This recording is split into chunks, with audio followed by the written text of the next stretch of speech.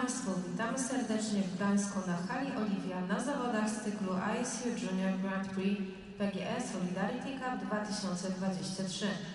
Jest to wydarzenie międzynarodowej Unii Łyżwiarskiej organizowane przez Polski Związek Łyżwiarstwa Figurowego.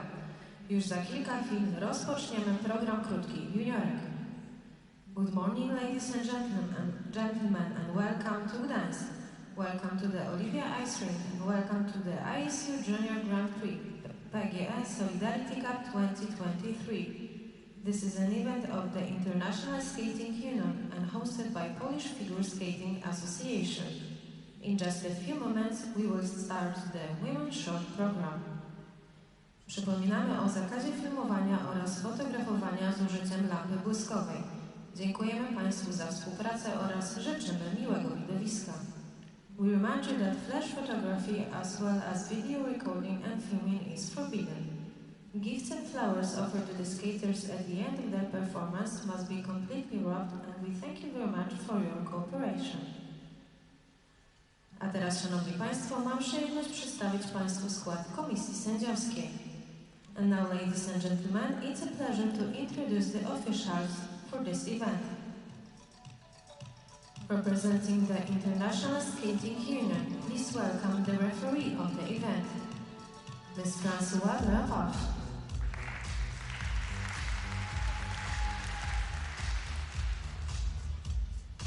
Judge number 1, Mr. Jelly Hilgert, Luxembourg.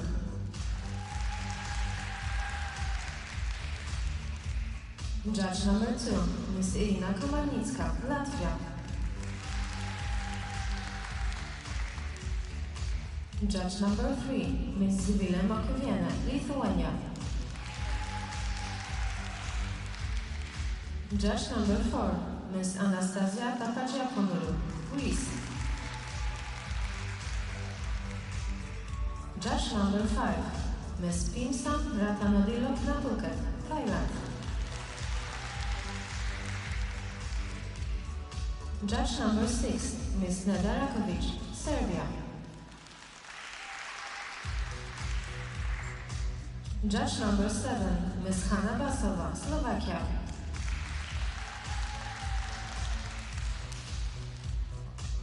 Judge number 8, Ms. Joanna Daros-Pawlita, Poland.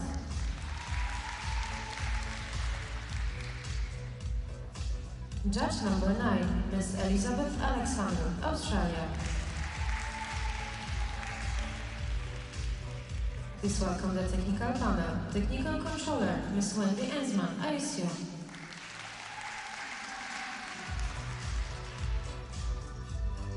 Technical specialist, Ms. Christine Isaacsen, ISU. Ms. Zuzanna Dreźnikowa, ISU.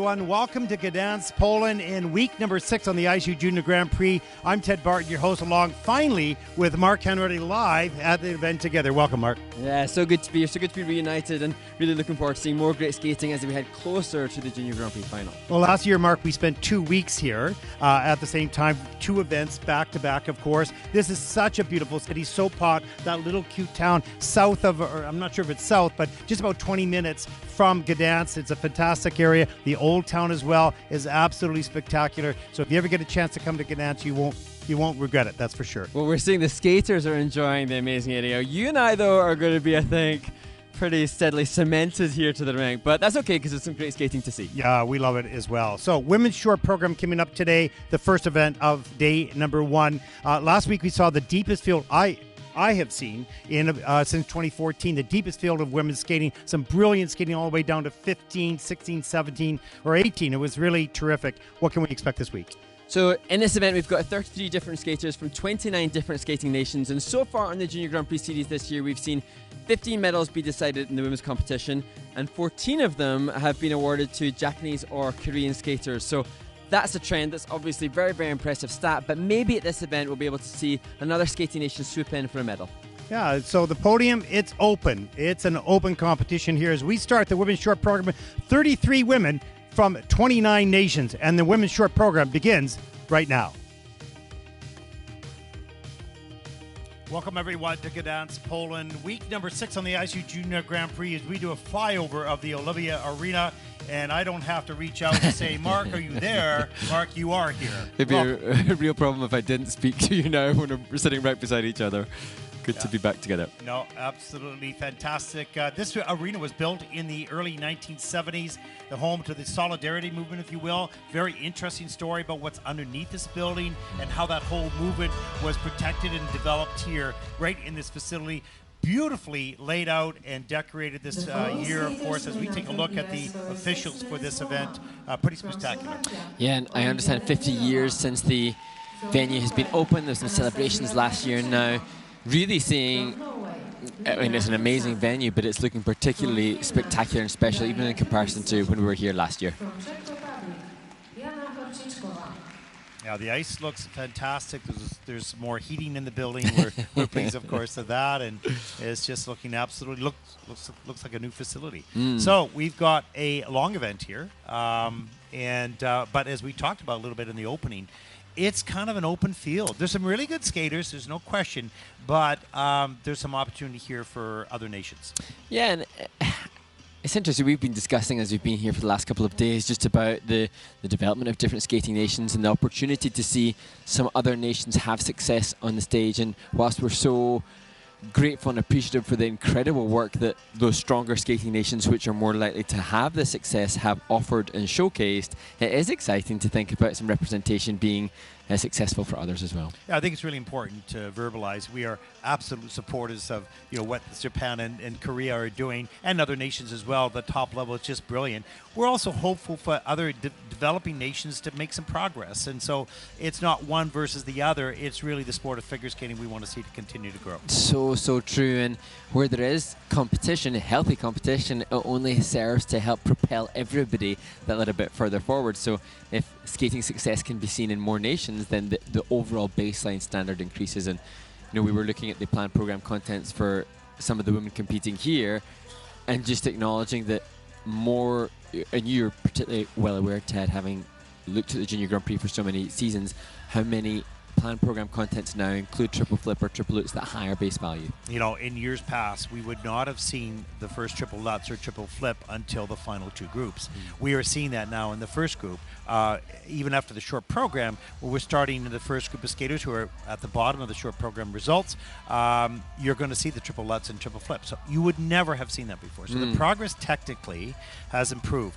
What the difference is, of course, is the skating skills and the PC scores between your top groups. And interesting, we had a discussion about the Korean skater here, Min Seok Kwon, that about her development of her program. You'll talk a little bit about that later, but the detail in which they pick their music, develop the choreography, develop the acting of the story, all that is at a much higher level than generally the rest of the field.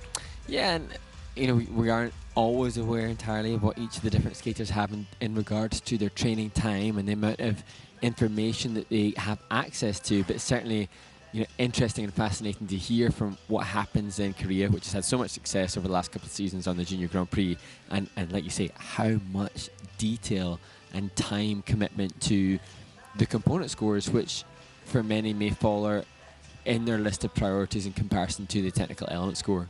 Yeah, we often talk about this is a development stage, the juniors really is. So, but it's rare to see at juniors the development go into this such detail that you're seeing at the very top. Now, just like the difficult elements, that might start to creep down the field a little bit as competition goes on. Yeah, but then, nice triple flip, triple toe.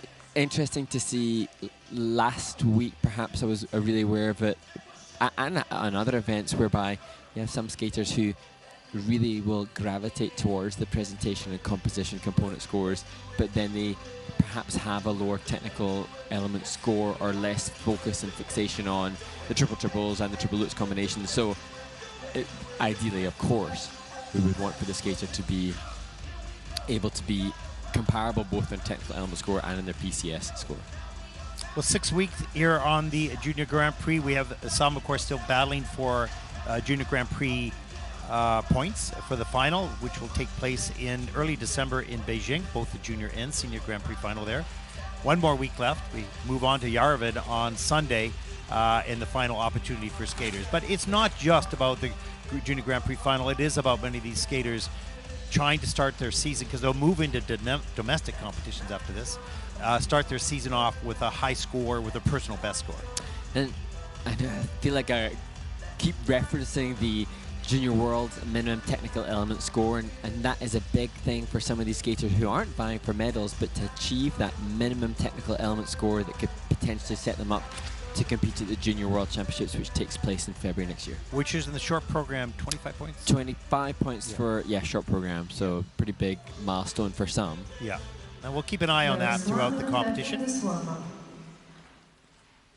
And 1 minute left in the warm-up, and we watched some of the practices yesterday. The ice conditions here are really, really good. I'm not sure what they've done. I've been here, I think this is my 5th time, and the facility and the ice conditions are the best that I have seen over the years. I'm not sure what they've done here, but they've done a great job. And so the stage is set. The skaters have a good facility. And the 6th week of competition, they've had lots of time to train after coming out of the summer school. They've had all September, and so they should be in pretty good shape. But as we said, it's a long season. They'll move into domestic competitions, qualifying competitions till their national championships, then the national championships. They might do some other internationals, perhaps. In Europe, they're very lucky. There's many competitions around. Lots of assignments on the International Skating Union calendar, and so many of the coaches will have looked at that list very clearly displayed on the ISU's website as to the events that are coming up, and so fortunate that there are so many for the skaters to try and get those scores. A little bit of disadvantage for the North Americans. They don't have so many competitions in which they can earn points on or get world standings and whatnot. As we get started, day 1 here with the women's short program here in Gdansk, group number 1.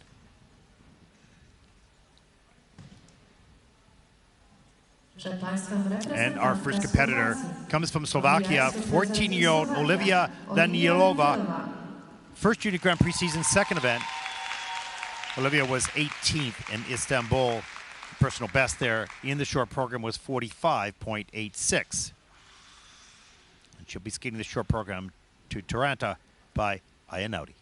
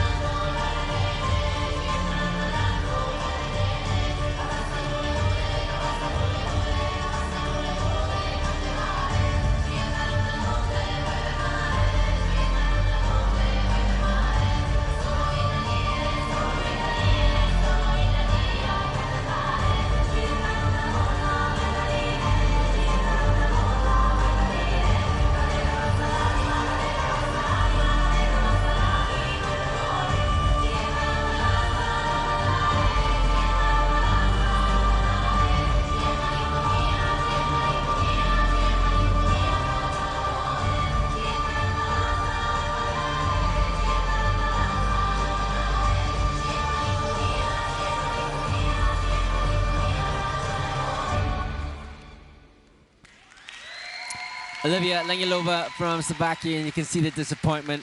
She managed to get the triple flip, triple toe more successfully in her first Junior Grand Prix assignment. And Olivia was on the same shuttle back to the hotel with me, Ted, on Tuesday, late Tuesday evening, and you just get a sense for then the commitment from the coach. She and her coach traveling out late, here to the event, just so desperately eager, both working towards trying to get a personal best, and unfortunately have that fall in the first jump. And we saw her in the warm-up do a beautiful triple flip, triple toe loop, not a problem at all. And just, you know, you get just a little bit more anxious under the pressure, under the moment, and how you calm that down. That's a learning, something that needs to be learned through time.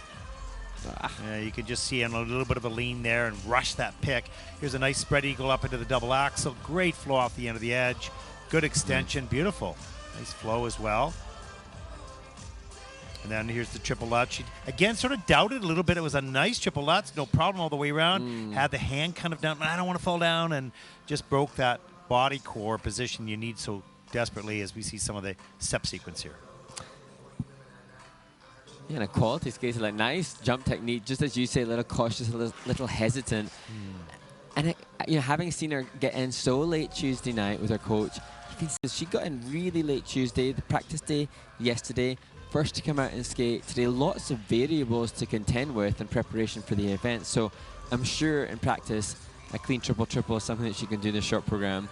Just unfortunately not to replicate. We've seen her in practice sessions. I mean, this is a very good skater, but this is part of the process. We have a lot of really good skaters at these events, and it's learning how to produce under pressure. That is why competition is completely different and a whole new set of skills that you require to handle. But you're always chasing that, or pursuing that elusive comfort zone, if you will. Yeah. Do you know what's impressive here from Olivia's?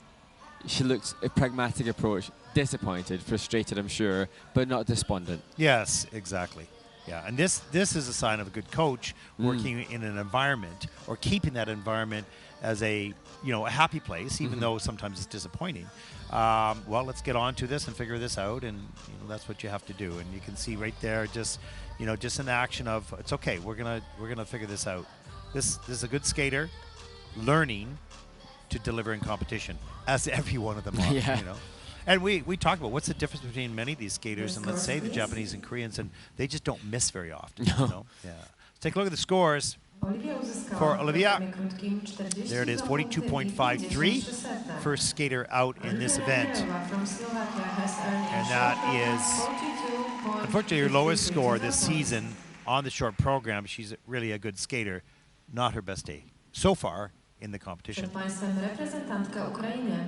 Our next competitor represents Ukraine. Anastasia Vaschenko, 15 years old, second Junior Grand Prix season. 43.25 personal best, earning that last season in Enya. Neumark will skate to glitter and gold.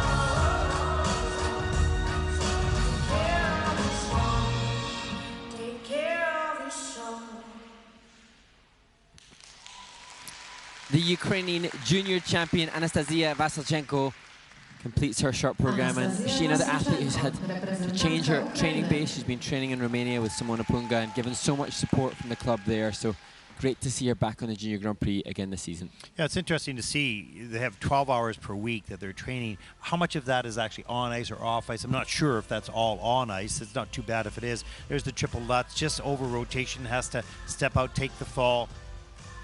Nice triple loop though, and into the double toe loop, and then right into the layback spin, which comes into level 3. So there's a feature to start, side position, back position, and grab the free leg, the Bielman. So that's the third feature on that element. We'll bracket here. Again, this is unfortunate. Nice flow off the edge and just an over rotation, not checking the jumps out sharp enough, quick enough to stabilize the landing. Unfortunately, just little errors that are costly, but this is a good skater. You can see good technique. And again, confirmation of the high technical difficulty we talked about in warm-up, being able to include triple loops and triple double with the loop rather than a saddle or toe. And as I said, just so much admiration for Anastasia and her coach Irina for continuing to push her competitive figure skating pursuits, even in the midst of having to change country. Yeah, it is remarkable, and I know that we've talked about it not in depth, and I'm sure in time there will be more in-depth stories. But this is skating. This is skating, but the upset in life is you can't imagine. So let's take a look at the scores for Anastasia. 41.10. That is second in the short program. Good skater. Two errors that were costly. Both skaters very solid coming out, but with some mistakes. And there is our next competitor representing Norway, 18-year-old Lenia Kiland. First Junior Grand Prix event. Second in Norway's Senior Championship last year. And she'll skate the short program here in Gdansk to Nothing Else Matters by Metallica.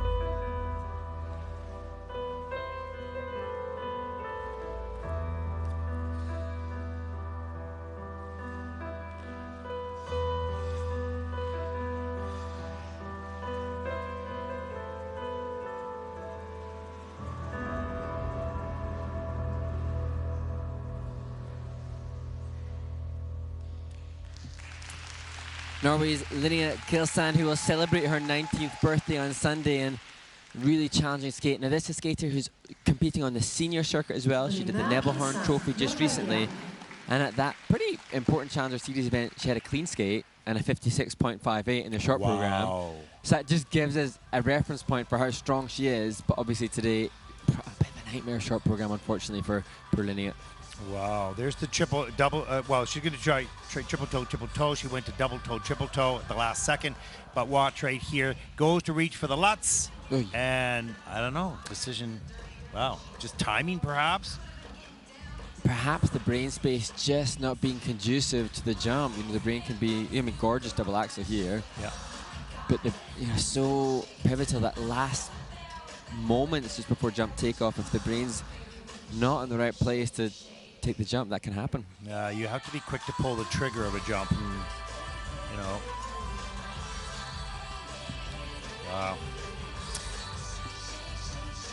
But obviously, you know, she's celebrating her 19th birthday on Sunday, so she is going to be moving up to the senior ranks, and she's more than capable of doing well, as we saw with a score like 56 in the Nebelhorn Trophy. Just, I'm sure now Linnea will be fighting hard for the free skate, given that challenge. Yeah, and it's interesting. I'd be interested to speak to her to know, okay, when you're in senior and when you're in junior, is there more pressure on junior because you're also senior? Yeah. And so your expectations of yourself are a little higher? How does that work? And maybe now when she's in the senior rank, she's, you know, one of the younger competitors with nothing to lose and reputation to gain, so maybe a different mental state.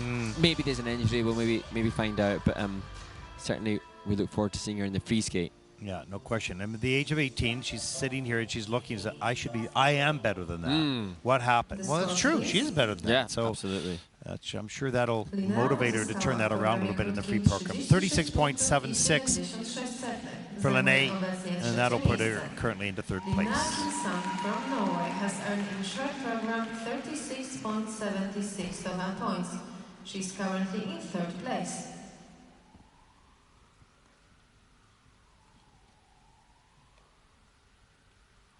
There is our next competitor representing Finland, 14-year-old Daria Triton, first junior Grand Prix season, first event.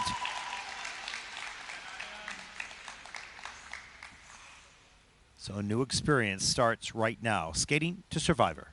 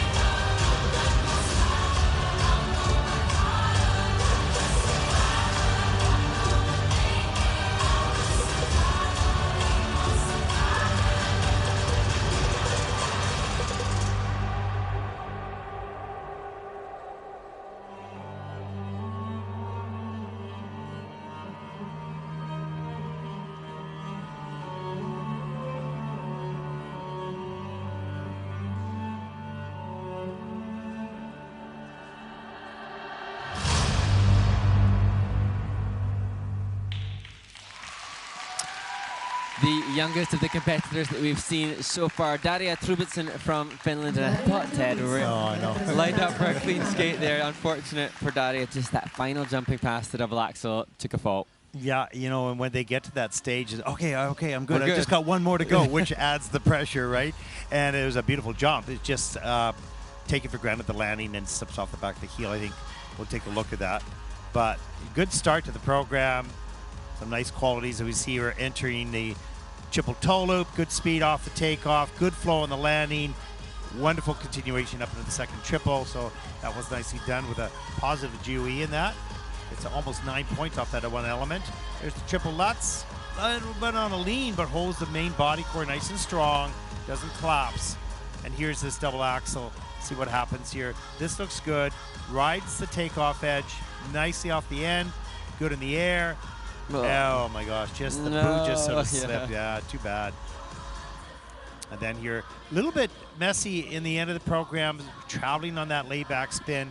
That is in at a minus GOE with only a level 1, and then follows that up with the flying spin, which is okay, level 3, so not all 4 features, and a minus GOE in there as well. So, you know, you can see some quality issues near the end. Just probably maybe a carryover from a little, you know, a little upset on the double axle.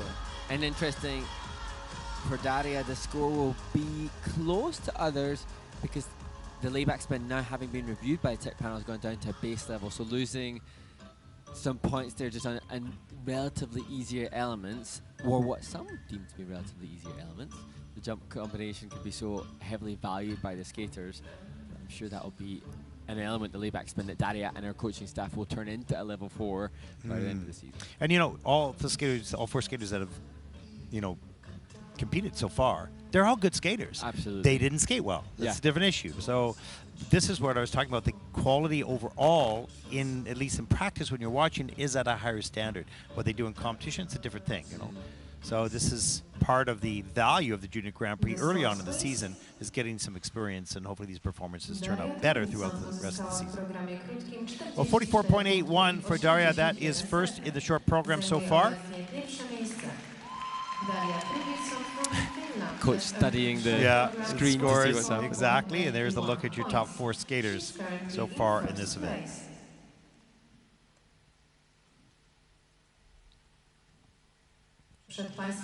And there is a look at final skater in group number 1, 14-year-old Yana Hova from the Czech Republic, first Junior Grand Prix season. Second event was 11th in week number 2 in Linz, Austria. 49.63 personal best in the short. Like to have that score or more here right now. She will skate to Candyman.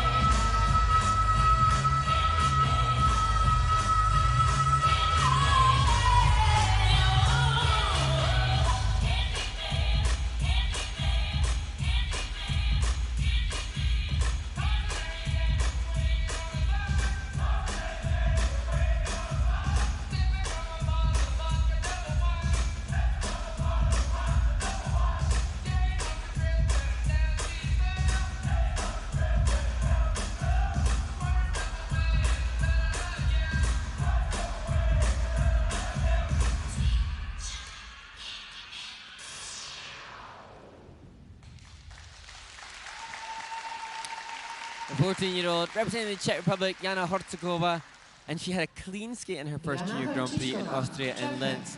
Not the same here, but it's so much respect for the fact that Yana continued to deliver on the presentation in that step sequence, despite, I'm sure, the frustration. You wouldn't have known if you joined, as our coach shrugs her shoulders. If you joined for the step sequence, you wouldn't have known that she had a mistake. Yeah, really charming to keep that performance level going. Like, didn't carry any, upset. I missed the triple lutz. She fell on that. But You're saving her from seeing that again. Yeah, exactly. But kept the energy all the way through the program. This is professionalism, really, in many ways. Maturity. Yeah, it is. Nice little bracket here. Sets that edge, rides off the end. Nice. Right on top. Great stretch free leg. Right up into the flying sit spin. Into a difficult variation right off the top. That flying sit spin is in a level 4, of course, with a plus GOE of 0.39. So earning some nice points off that one element. And here, Mark, is some of the steps. Yeah, just her commitment there to the presentation, keeping the Candyman music alive with the energy in her face here, while still trying to deliver on the technical content. Level 2 just assigned to the step sequence. That's what she had in Linz in Austria, so still needing to brush up the depth of edge on the turns. But charming skater, a nice Beelman position with the difficult exit. Yeah, I don't know if it's a rare quality, but she has the quality of full performance, irregardless of of mistakes that happen. She doesn't carry that. And you can see her in the Kiss and Cry too, beautiful smile, and comfortable with what happened. You got to assume that she was hunting down a higher score than last time, and her reaction to that, again, maturity, really mature. For Yana, 46.17. That'll put her first in the short program at this point of the competition. Czech Republic has earned in short program 46.17 total points. She's currently in first place.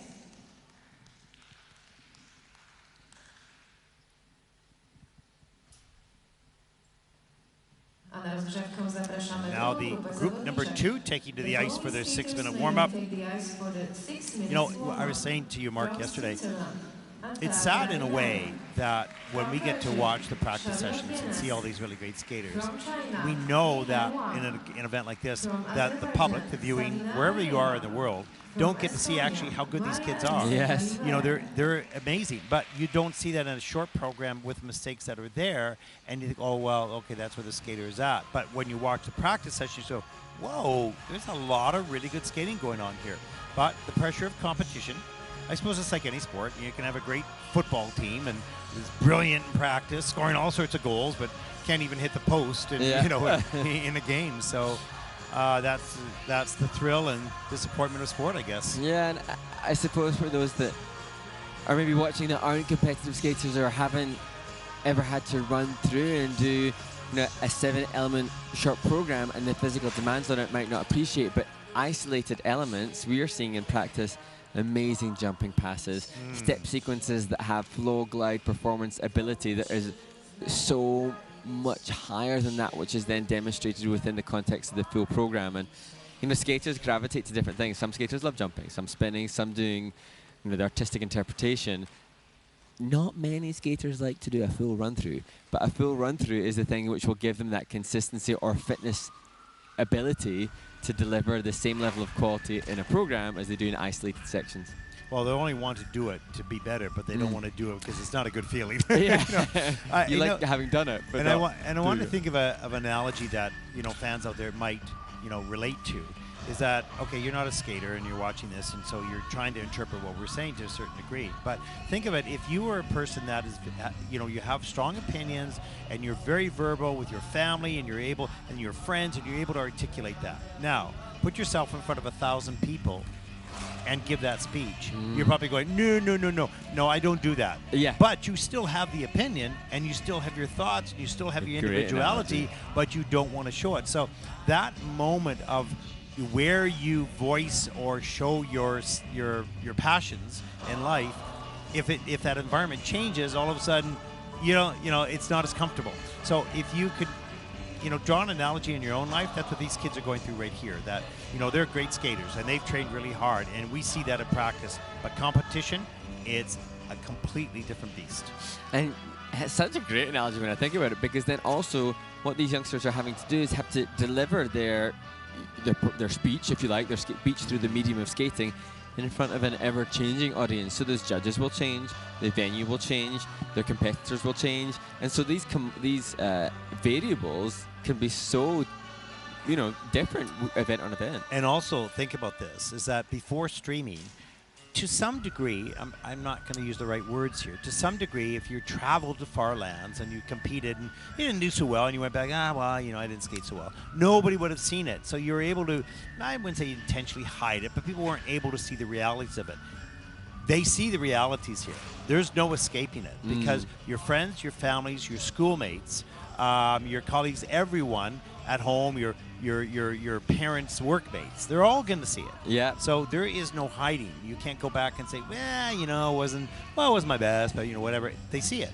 So it's much more revealing than it used to be. And that's so true, and that's a blessing and a curse, I suppose, but it's an increased perhaps responsibility or pressure on them, and that's why we're so desperately keen for them all to skate well, so they have this piece of their life work for the last however many years saved. But and also in some ways, even if they don't skate well, people are going, oh yeah, but you're such an amazing skater, because skaters, they'll be harsh on themselves, but other people go, how do you do that? Like, that's amazing, right? So there's still a blessing on the other side. And I suppose you're right, those that are watching come from different reference points as well. We talked about those that make comments online that have different frames of perspective watching. I was reading as we were researching, I think it's one of the many skaters that we've been looking at in practices, and he was explaining to me that he trains in a shopping mall, and often the ice will melt, and you think, gosh, I bet to anybody watching him from his local area, Merida, a small tropical city, saying they will think he is like a superhuman being, which all of these guys kind of are. They've all got a superpower. I think skating's their superpower. I remember, the curse of getting older is that you didn't value the youth. Yes. Because when you're young and you can do the things of these, which we were able to do when we were young, and now you're going, wow, that was a real gift in life. Youth is a gift because you can do things you cannot do when you're older. It's amazing. If I could relive a Triple Lutz feeling, I'd pay top dollar for that. Well, all you guys in this Italian crew here doing your push-ups and your ab moves and all that stuff in the gym, I'm going, no. I'm not so much. I'm more the relaxed stage of life. Yeah, we've got quite a physically fit team here. Yeah, they are. But they're working so hard on their headphones that they can't hear us. Yeah. No. Full of energy. Italians, eh? Oh, yeah, they're fabulous. Yeah, they are. They're not a silent group. They're not a silent group. No.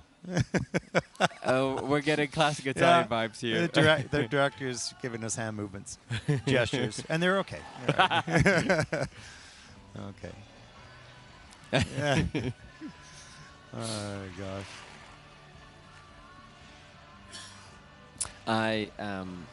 I was telling you, Ted, recently about researching some old skating videos and listening to Italian sports commentary of Carolina Costner and the passionate excitement that the Italians have.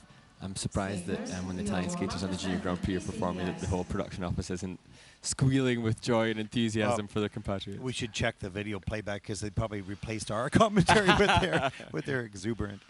Okay, here we go. Group number 2, day 1 here in Gdansk, the women's short program. We'll follow it up by the pairs short and the men's short a little bit later this evening. The Swiss skaters have been doing such a great job this season on the Junior Grand Prix mark. Next up, 14-year-old Ania Ganero, second Junior Grand Prix season, second event this fall, placing 10th in Bangkok. That was the first Junior Grand Prix in late August, so we'll see how much improvement has been made here. Personal best, 53.62, good score. Skating To Lose You, To Love Me by Selena Gomez.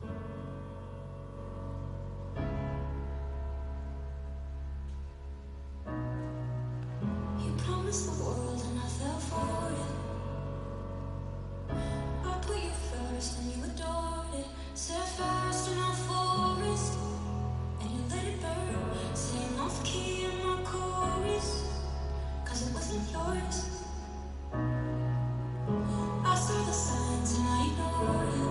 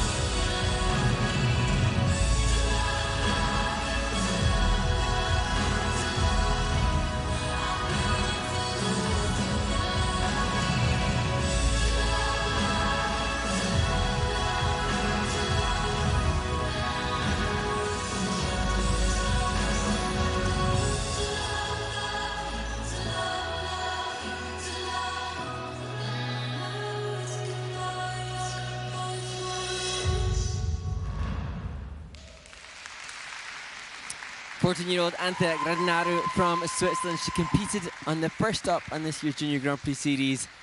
And although there was a mistake in the opening jump combination, you can see the development in the program component scores from event to event 5 weeks later. The shocking words that when we describe this young woman is 14. I know, because she skates with such maturity and, I don't know, sincerity. It's unusual to have this authentic connection to the music. There's the triple flip, great, keeps the free leg off the ice, right up in the triple loop, just awesome reaction, you know, quick thinking and physical reaction as well. This is double axel. Yeah, you want to cover a little bit more ice on that, but still mechanically, it's really well done. Just a little bit tight, a bit small, and I just thought I'd bring this in. This is a transitional time between one element and the other.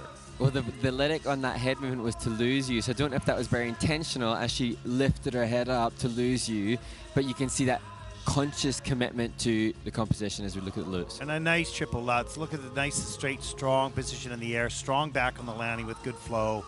Just textbook or what you want. And here's some of the step sequence. You can see upper body movement, Mark. And one of our coaches, Linda Van Troyen, was explaining she's a daughter of a professor, of a mathematics professor at the University of Zurich, so a family where education is obviously very important to them, and she's managing with limited time on the ice to still have such good quality, and that really testament to both Linda and coach Sindra Kriza, who's with her in the kissing track here. Great story, great research, Inspector. Nicely done. And as you so rightly said, Ted, inspired by our training mate, because Swiss skating is looking so strong. Oh, it's really, watch out, you know, watch out. Season's best, 59.24 for Anthea, and that'll put her currently comfortably at the moment into first place. Big smile, nice hug. There you go. Yeah, and you know what, Anthea, you deserve that score. You're that good. And more to come, I'm sure. And there is a look at our next competitor from Belgium, 14-year-old Charlotte Jens, first Junior Grand Prix season. Second event was 27th in Linz, Austria. Week number 2, 34.48 personal best, skating to Fire Dance by Illumination.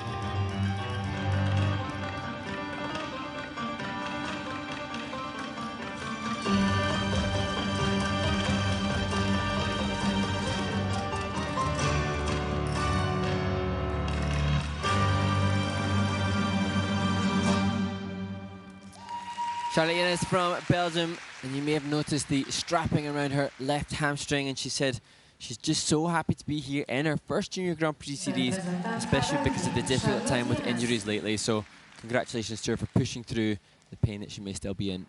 Yeah, and it's something that, you know, a lot of these athletes silently come to compete because they can still compete, but not at 100%. And most often we don't know those stories. Now we do, that we've employed, you know, Inspector Hanratty here. But there's a double Lutz. It was in the planned program sheet is triple Lutz, but I don't think in this competition, maybe because of the injury. And then she comes back down the ice. Nice triple Salchow, gets the free leg back in time for the double toe loop. That was good. Right into the camel spin. This is the level 3, so nice. A little bit of traveling, change of edge there, but pretty nice position.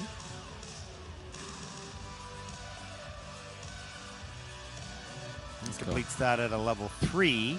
Missing one feature. Double axe, unfortunately, a little too far forward. Has to touch down. And then the flying sit right at the end of the program. This is in a level 4, but a minus GOE. So still some GOE, which are quality issues. Whichever you, there's the travel at the end there. I can see where that came from. And so even though you have the difficult level 4, you're losing some quality points.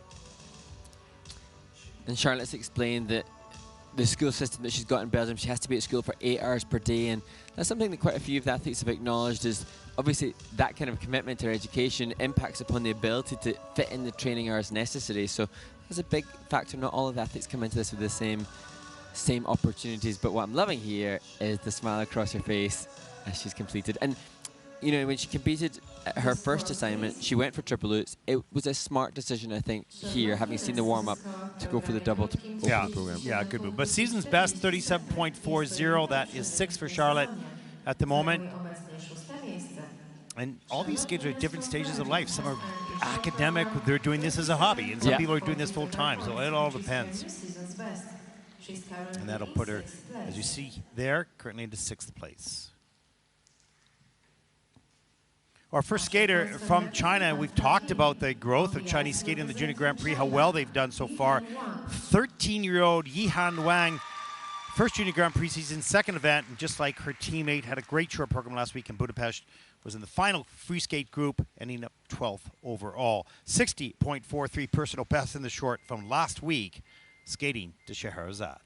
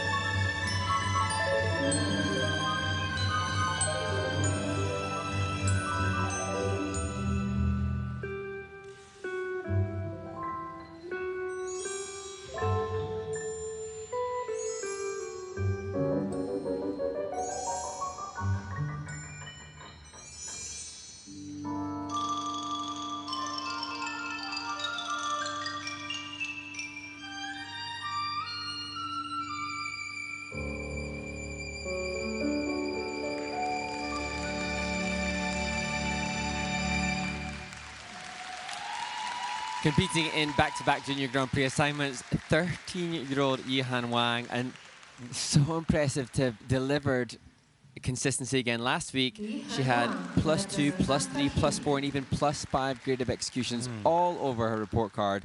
Yeah. A week away from her training environment, a week away from home, all sorts of changes I'm sure to contend with, and she's come out again and delivered. What an interesting, delicate version of a Scheherazade. And I think very smart choreography, because Elvin Wong, the choreographer, picked a piece of music that she could do at this stage and age. And didn't, you know, Scheherazade can be a rushing, panicky type of piece of music, but it was very delicately performed and choreographed here. As we take a look at the triple flip, nice, fast, tight rotation in the air. Not a lot of ice coverage, of course. Doesn't have the power and the speed yet, but is very efficient in what she does have at the stage. And you just have to wonder how much training time has been done in the off season to be able to rely, you know, week on week. If she wouldn't have been back to her training environment, there must have been so much work done to guarantee a consistent triple lutz here. You know, a week later from what she gave last week. Beautiful. And I think she was maybe a little sick last week. Saw her coughing quite a bit in the kiss and cry. So she's, and you see her a little bit.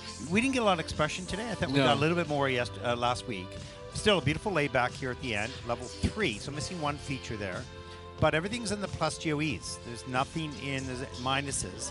So her personal best is 60.43. She's not going to quite reach that, but it'll come close because the quality is there. And what I think is admirable, although the score might be a little lower, is the ability to say she's been consistent. That is a huge achievement, I think, and for a coach, that must be something of great pride and satisfaction. Yes, you'd hope for a higher score. But well, we've been talking about that. So you can see Kleenex, she's still got her cold. 59.06 for Yihan Wang from China. That's second in the short program. And we talked about that with the Korean skaters and the Japanese. Yes, they're better. They have details and stuff, but they are consistent. And we have a lot of good skaters here, and the more consistent they get, the closer that gap is going to close. There is a look at our next competitor from Azerbaijan, 15-year-old Sabina Ala, second Junior Grand Prix season, second event for Sabina, placing 30th in week 2 in Linz. Personal best 39.66.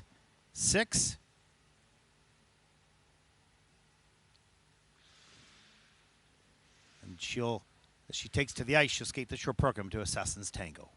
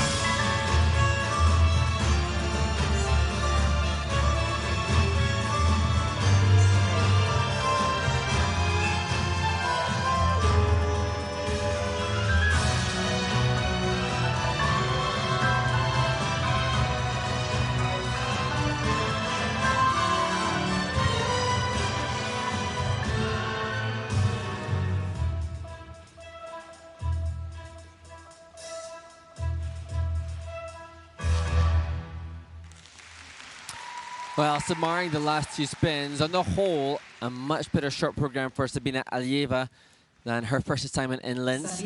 But you can still see a skater just struggling to find the consistency that I'm sure her talent and practice deserves. Well, when she got that third jump done, you could see the energy of the performance go way up, and that often happens for a skater if they've not made a mistake in the jumps. Then the step sequence particularly has way more energy. Yeah, and we saw that here. Let's take a look at the Lutz. Looks nice and straight in the air. It's good. That's in at about a minus GOE, so it must be something on the takeoff. Here's the triple loop. This was nice. Very patient, too long a little bit in the preparation, but nice up into the air. You didn't see a lot of ice coverage in the air, so it's kind of a little bit around the corner, the double axel. Hoping to get this done, and she did. And so from this point on, we saw a higher state of energy throughout the program. Yeah. And watch here. Remember, he caught the dress. There was a change of position near at the end here where she caught the dress, went for the free foot right there, missed it, went around, got it again, but got the dress as well, lost the balance. Right? And the Bierman struggled a little bit as well. So interesting. We've seen some skaters in this event be 20 points adrift from their personal best. Sabina likely to add 20 points to what she had in Linz. However, if she can get the spins to be more consistent or perhaps just be able to deliver what she can in practice, then there's still so much scope to add to the points for the short program for Sabina Ala from Azerbaijan. Yeah, interesting enough, 24.41 was her season's best this year. That was in Linz. 39.6 is her personal best, so she's going to add a lot to that season's best, that's for sure.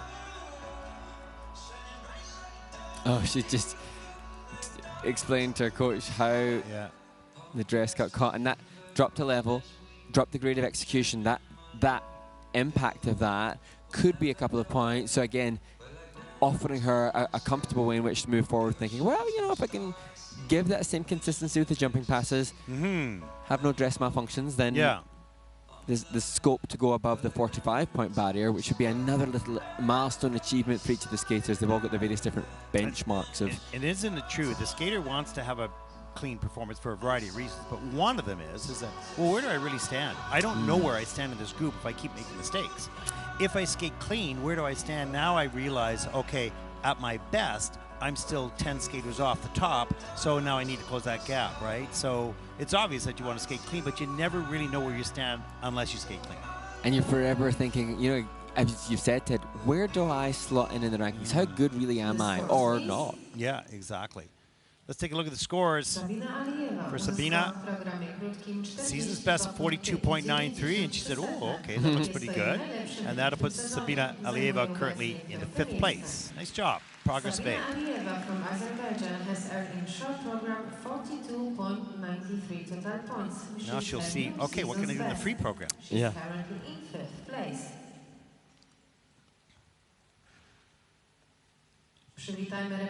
Our next competitor comes from Estonia, 14-year-old Maria Elise Keljever. Second Junior Grand Prix season, second event this fall, placing 9th in Linz in week 2.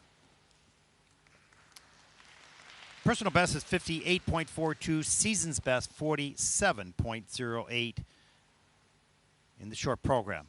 She'll skate to the beautiful music, The Summer Knows, from the Summer of 42 by Michel Legrand.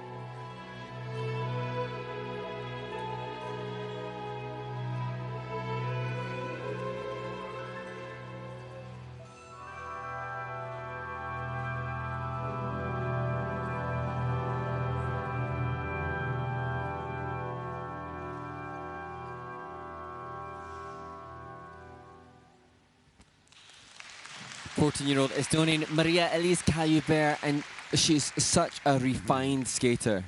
Such a lovely skater. The head and the arms, so delicate and true to the music. Just beautiful. She captures your eyes. She makes you watch her skate. You know, it's just, I think we're going to see some good PC scores here. I think the highest that we've seen, and testament to the fundamental training she's had. She has quality skating skill. Absolutely. Look at that straight, strong back. There's the triple flip. Has to do a turn. Tries the triple toe loop, which is great to do. I mean, this is a junior. Go for it. And doesn't get all the way around. Slips off the back of the heel. Takes a hard fall, but comes right down the ice. Triple lutz. See the straight, strong back in the air and on the landing. Young skaters, you need it. That's the secret to success, mostly the success of the jumps. There's the double axel and into some nice moves. I kept this going here because I thought, watch the upper body movement as well, the hands, all the details, the fingers, the arms, the head. Beautiful. Really, really, as I said, the word for me is refined, but you can see the elongated neckline, the fingertip extension, the turn out of the free foot. Such work either on or off the ice. Don't know what education she's had to get to that point, but she's had really good influences to cultivate a style that is so classy. Well, all of that is worth many jumps because the PCs right now are in the the mid or the low sixes, where the other skaters were probably in the fours, and you know, so this is significantly higher because the base quality overall. And you know, this is her second Junior Grand Prix season. She's always been in the top 10 in every other assignment, irrespective of mistakes, because that quality is so good. And now it would be just demonstrating that consistency. Where she was 4th in Courchevel last year, she had a consistency at that event. It's no, as we've said before, it's no linear straight line, the ability to consistently produce clean skates. But the Finnish skaters have all been taught the basics very nicely. They have wonderful skating skills. And, you know, it had a little harder time producing in competition. Look at the nice, straight, strong back. I mean, that's exactly what you want in a skater. You know, whatever creativity they bring to it, you want that basic posture. The season's best, 49.75, and that will put Maria Elise currently into 3rd place. Beautiful skater, bright future. Some work still to be done. Short program, 49.75 total points, which is her new season's best. She's currently in 3rd place. Well, that brings us to the end of group number 2 as we'll take a look at the standings so far. Beautiful skate by Anthea from Switzerland. You know, as we mentioned, that country is starting to develop a really good, strong base in juniors. So we'll take a short break. Mark, what do we have on our video playback list, our VOB on demand, or whatever? What do we got coming up? So while we're in the midst of the women's event, we can have a look back at the interviews from the winners of previous assignments. So we'll look first at last week's winner, Cio Jen from Korea, and then to Osaka, where Mao Shimada was the triumphant skater, and then the winner in Istanbul, Ami Nakai. And finally, during this little resurface break, we'll have a look at the 2024 Worlds promo for what's coming up in Montreal next March. Hope you enjoy it. We'll be back right after this.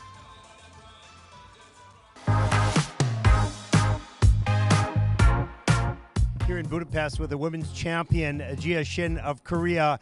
An outstanding performance, just beautiful skating from the first moment to the end. I just want to ask you 3 questions. How did you feel about today's program?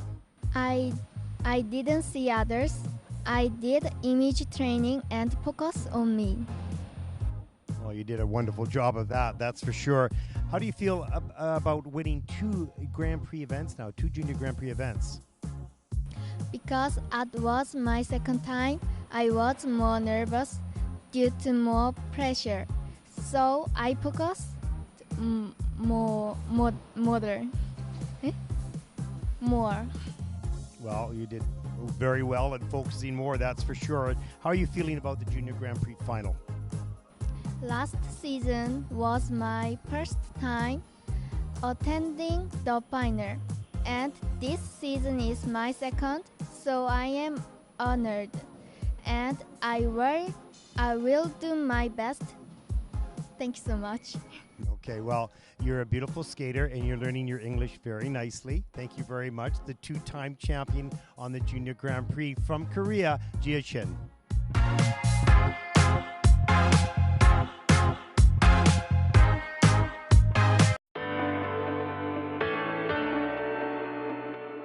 ごくたくさんの応援をいただけて緊張はしたんですけど、その応援していただいたおかげで楽しく滑ることができました。やっぱり世界ジュニア選手権優勝して、昨シーズンのグランプリシリーズも優勝したので、やはり今シーズンも絶対入賞したいって思いはあったんですけど、10位にとらわれずに自分のプログラムをいいように終わりたいと思っています。今はまだ試合に入れる予定はないんですが、練習はしていきたいと思います。いつも応援ありがとうございます。今シーズンも全力で頑張りますので、応援よろしくお願いします。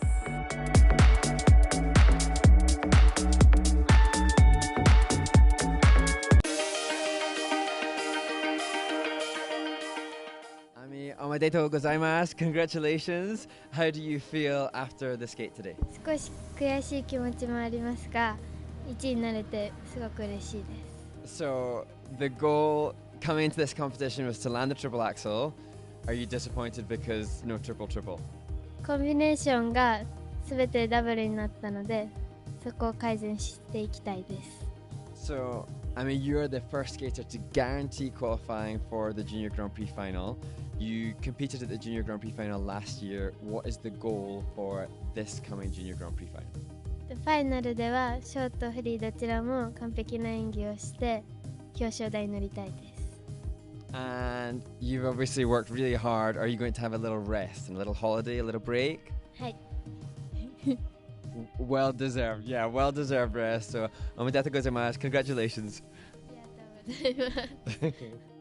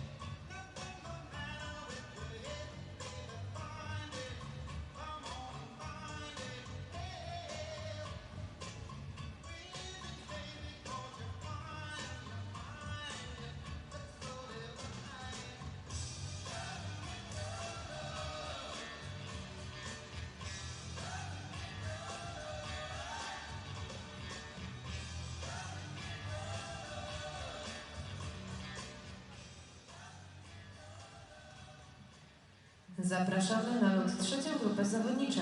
The following skaters may now take the ice for the warm-up. From Turkey, Yagur Darren.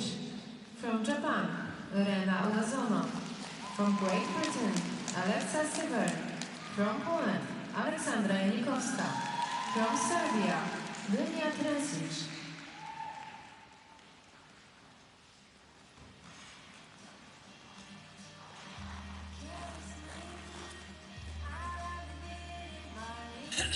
Welcome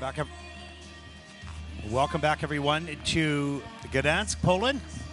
Day number 1 of competition. Mark and I have been up to a little bit of hijinks here and there. We're just rushing back now for group number 2, but it's been interesting so far, Mark. Yeah, and it's so great to be here on site, just to see skaters, coaches, and just connect with everybody. Even just now, seeing the judges and the technical panel, and hearing the technical panel say how they so desperately hope that the skaters have the skates that they want to, because it makes their job easier as well. It makes their job more fulfilling. Yeah, we were talking, about the fishers as they're coming out onto the panel, of course, and the commitment and the amount of time that they've spent, not just to be here and be away, but actually to be trained to be here, right? Because that's a huge job. Well, and yesterday as I'm coming back to the hotel, I could see judges' meetings taking place at the official hotel, and so the further education of the judges continues at the event. They're not just here to pass on their critique on the information they've already educated themselves on. That's being continually developed, and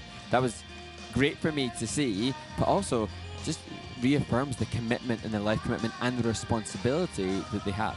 Well, you have to tell the truth. I mean, you did see it. You wanted to sneak in the back of the room, and you wanted to ask a bunch of questions. And so you innocently say it like you saw it passing by. You were sneaking around. I literally could see the screens and the slides going up in this room, and the curtain was concealing. I was outside just being for a run, and I could see the screens going up, and I'm taking photos, thinking, "Oh, I don't have that communication. I want that information." On a broadcast, you shouldn't be saying you're taking photos. I mean, come on. Well, I'll share it with everybody. All good stuff. All good stuff. Yeah.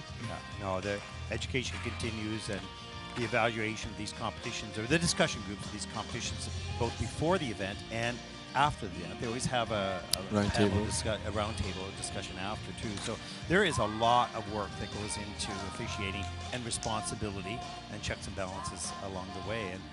And we talked about this, and I say this with complete sincerity, that I've seen a lot of events and a lot of results. I haven't seen anything that is that is really out of the ordinary, that you say, oh, okay, I get that result.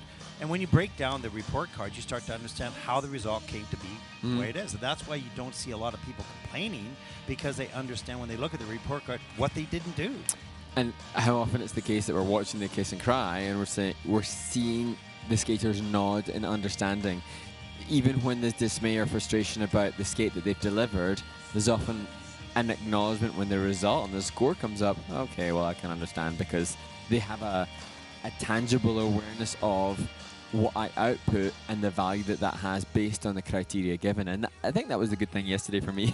The comical thing yesterday, seeing the judges all meeting, was, oh, I thought that's a piece of wording that I've not seen. And we have so much access to the information they have. I'm sure that I can access it somewhere. I've just not sufficiently prepped amongst the 4,000 pages. Amongst the 4,000 pages, yeah. That's it.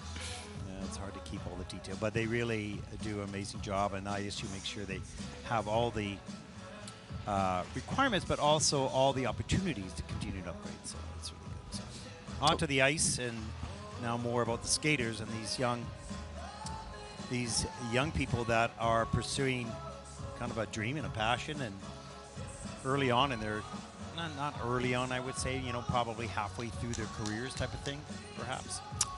And, we see this different group of skaters, as with all events, and particularly all Junior Grand Prix events, different aspirations coming into it. But for the Polish skater, what an honor and excitement it is for Aleksandra Janikowska to compete in Gdansk, in Poland, at a Junior Grand Prix. That has a special level of prestige, excitement, and maybe pressure too. Oh, probably very different, or somewhat different for each skater, but for sure competition brings something unique that you don't often get, perhaps at school if you have to speak in front of your class, or those types of things. But many of these skaters are prepared for that type of situation in life, because there's nothing like going on a big surface, surrounded by boards you can't get out, right? with cameras on, and you're the only one, right? So you're used to being in front of people. So this is actually a good experience to take forward in the rest of your life. And that seems to be increasingly the case. If I, as a parent of young children, I think, gosh, you want the best for your children. These skaters, as we research their lives, aren't just obviously great skaters and have that superpower that I joked about earlier. So many of them then tend to be successful in other areas and in other avenues as well. So it's a real case for the merits of being a sports person across all disciplines of your life. And you never really know that until later in life. And then you say, thank gosh I had skating. Like, my daughter was very disciplined in skating and piano and ballet. And those three arts and sports really provided her the work ethic and the organization required to move successfully on in a professional life. So, it brings you joy when you're young, and it brings you value when you're older. Yeah.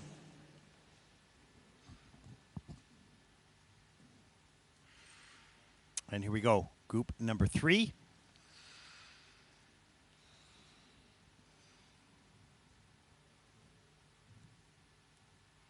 Final words of encouragement.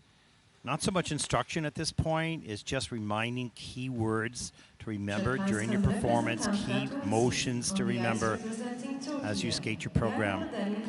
Our next competitor represents Turkey, 18-year-old Yagur Darren, first Junior Grand Prix event.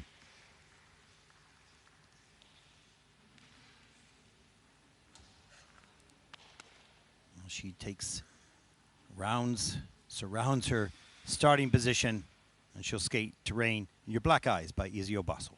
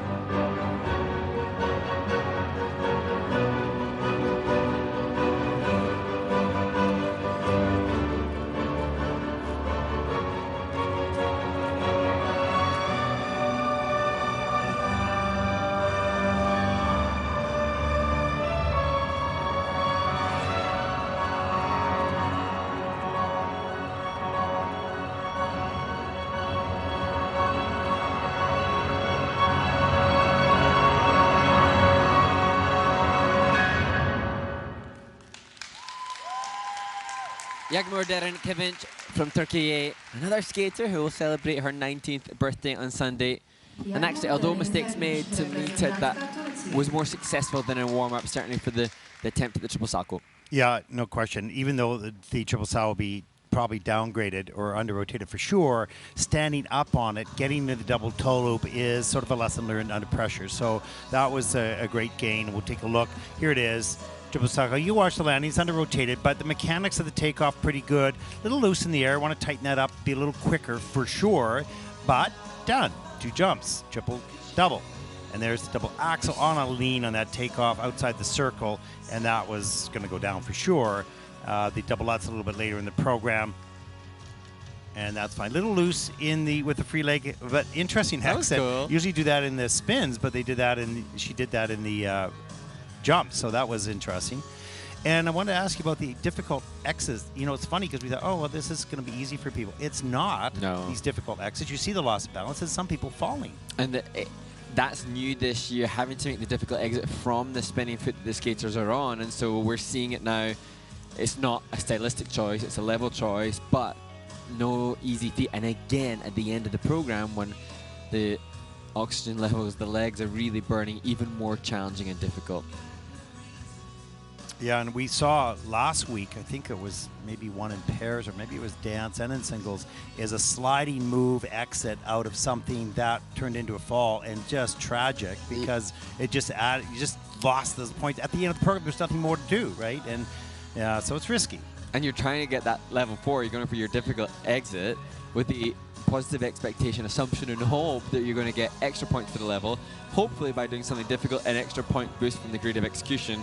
And yeah, then so you get often zero, is the then case you get that it's less. negative impact. Yeah, exactly. So there's fatigue at that point, and if you're sliding across the ice or you're doing an illusion or whatever, you're really upsetting the balance point right at the very end, and you're probably a little bit fatigued. So this is why more problems, more mistakes happen than we thought they would, you know.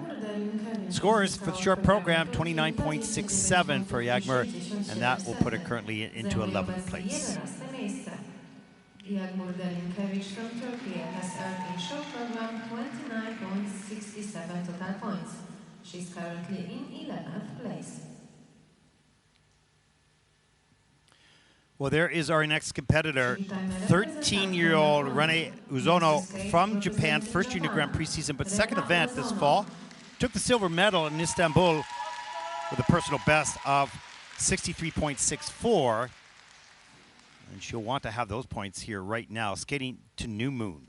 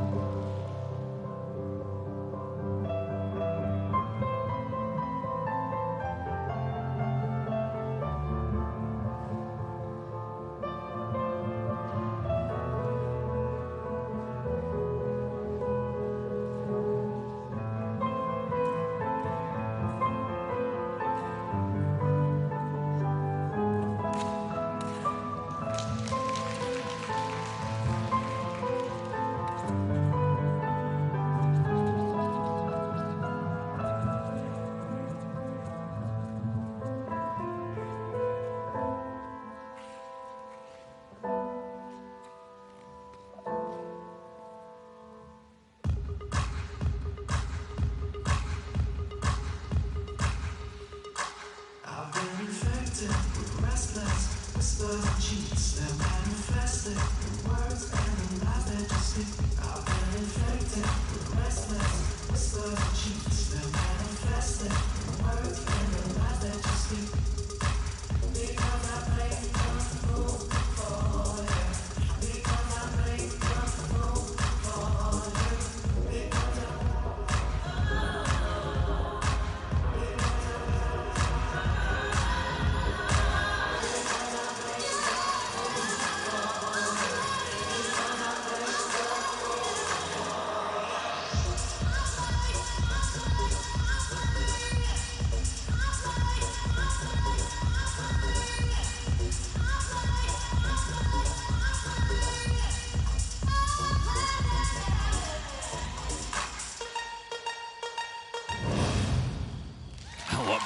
choreography at the end for Rena Uzono from Japan, 13 years old, and that's testament to how high the expectations are for the Japanese skaters. She went clean. It wasn't the same grade of execution quality she had in her first assignment, and she looks mildly frustrated with it. Now celebrating being in the ice. Well, and this is the difference that we see between the skaters. I mean, the detail. And we'll watch this performance and the animation of her face and the choreography coming right at the camera. This, for the young skaters watching this competition, and you can do the same elements, the triple Lutz, triple flip. What's the difference between the skater? All those details. Look here at the opening, the reach out, the facial expression with that as well. Every detail from the first note to the end is at the highest level. This double axel was slow with that free leg, but gets it done, so that's good. It saves that. They don't make mistakes. This was not easy. There's the triple flip forward, not a lot of speed, pushing higher to get around the triple toe loop. So if you don't do that and you do a double, you're losing points. They're figuring ways to make sure they get it all done, no matter how hard it is. Triple Lutz, well, that was sweet. And then right into a twizzle, some nice detail there as well, right up into the flying sit spin. Good tuck there. That flying sit spin is in at level, don't actually have a level in there. Maybe just needs to be refreshed. And here, with this, her coach and choreographer, it's not often that you usually coach and choreographer is the same from a Japanese skater, but Mahoko Higuchi so often gives the skaters their own individuality. She worked with Shoma Uno for so many years, and she seems to find, I mean, that's unique in itself. Love that. Yeah, it's nice. And there's detail all the way through. There's more than just the jumps, more than just the good spins, right? Rare to see originality in movement patterns as well. 63, well, 64. She's got a season's best, 64.85. And that put Penny currently in the first place. Well deserved. Great skate. Great skater. From Japan has earned in short program 64.85 total points. This is her new season's best. She's currently in first place. A lot of smiles there in the kiss and cry. Great job. A new leader. Next up, representing Great Britain, 15-year-old Alexa Severin. Second Junior Grand Prix season, second event this fall, coming 23rd in Linz. 44.5 feet, personal best 37.45. Season's best, skating to Strange Birds.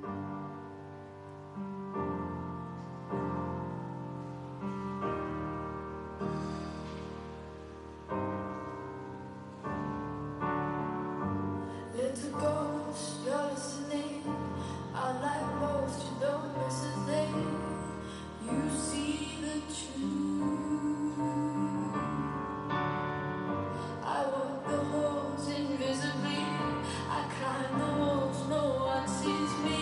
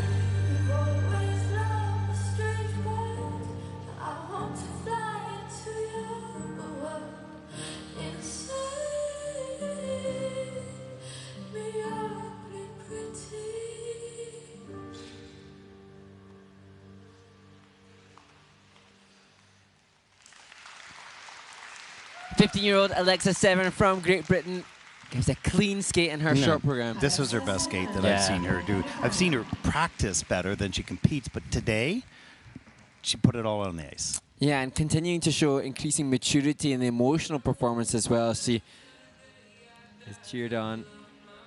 And it was interesting to her coach, Tamara, we'll watch the replays, but some fascinating intel from the coach as well.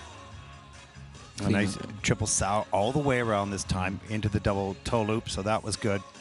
Just the double Lutz was the plan. That's okay. Better height than this because she tends not to get as much air time. You'll see this on the double axel in a second. There's the flying sit spin, and that is in at a level 4. So she gets all 4 features on that with that little jump in there. And this double axel coming up, not a lot of lift on this, little cautious coming in.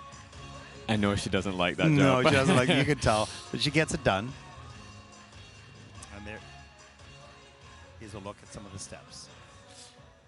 And when I was asking Coach Tamara about, anything you want us to add, anything about Alexa, and she just said, well, skating better or worse than the last comp doesn't matter. If it's worse, there's no excuses. It's just about climbing up and down the bumpy road and surviving to create a senior level skater as well, because they're very much committed to being a senior. And so if competing as a junior would be their ultimate goal of their skating career, then these results would be really career defining. But no, they've got a longer trajectory than that. And I thought, what a wonderful approach to the holistic approach to the well-being of the skater for a long time. It's smart because it keeps the athletes, perceptions or thought process, in check. 44.14 season's best, and there we go. There's the smile. We didn't see that in the first competition, the Junior Grand Prix. She says, okay, I'm pretty happy with that. That'll put it currently into 7th place. Well done. This is her new season's best. She's currently in 7th place.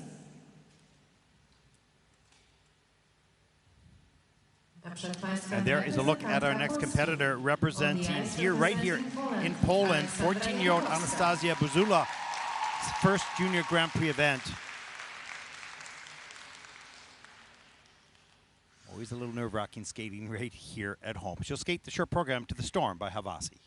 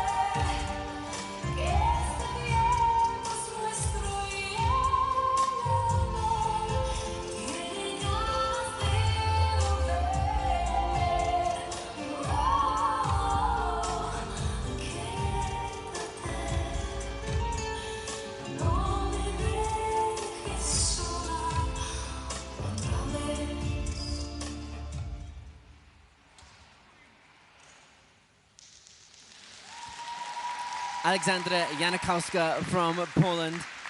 And this skater who will compete next week in Armenia too, and very much eager, not just to represent Poland in her home nation of Poland, but also to get the technical element score in the short program.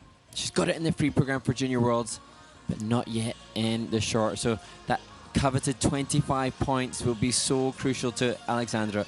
Yeah, sorry, I announced the wrong skater. Oh, you didn't even notice it. Oh. Maybe it's me, Ted. No, it isn't. Oh, no, it's no. You're right. I did. I was. And there was a late bad. change My though in bad. the Polish representation. There was a change in the representation. Absolutely. There's the double axel. Had a good start to the program. Had to step out of that double axel. Unfortunately. Oh, Ted, we're just seeing now what's coming up on the screen.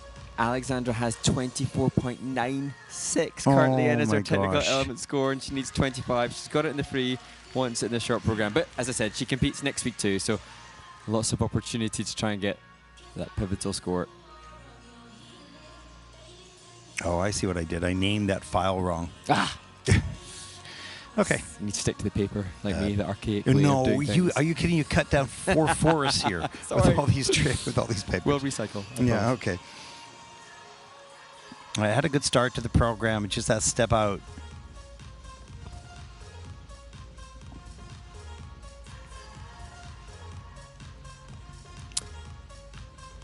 And again, we've spoken about how the skaters will up that technical element score to the spins for Alexandra coming in at a level 3. So I'm sure that she was going for a change foot combination spin level 4. The technical panel just seeing that that's not quite achieved.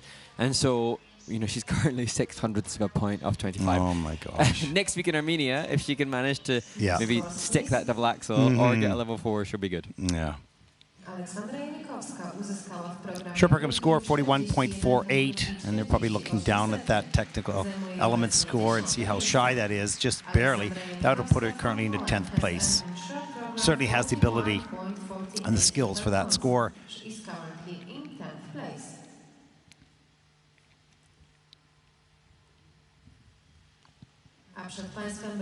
And there is our next competitor representing Serbia, 16-year-old Dunja Tesic.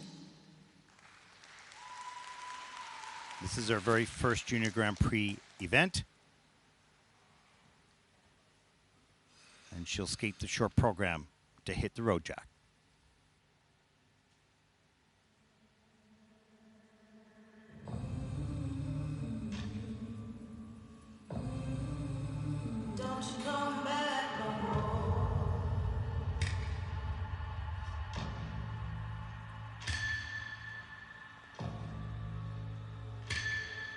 Hit the road, Jack, and don't you come back no more, no more, no more, no more. Hit the road, Jack, and don't you come back no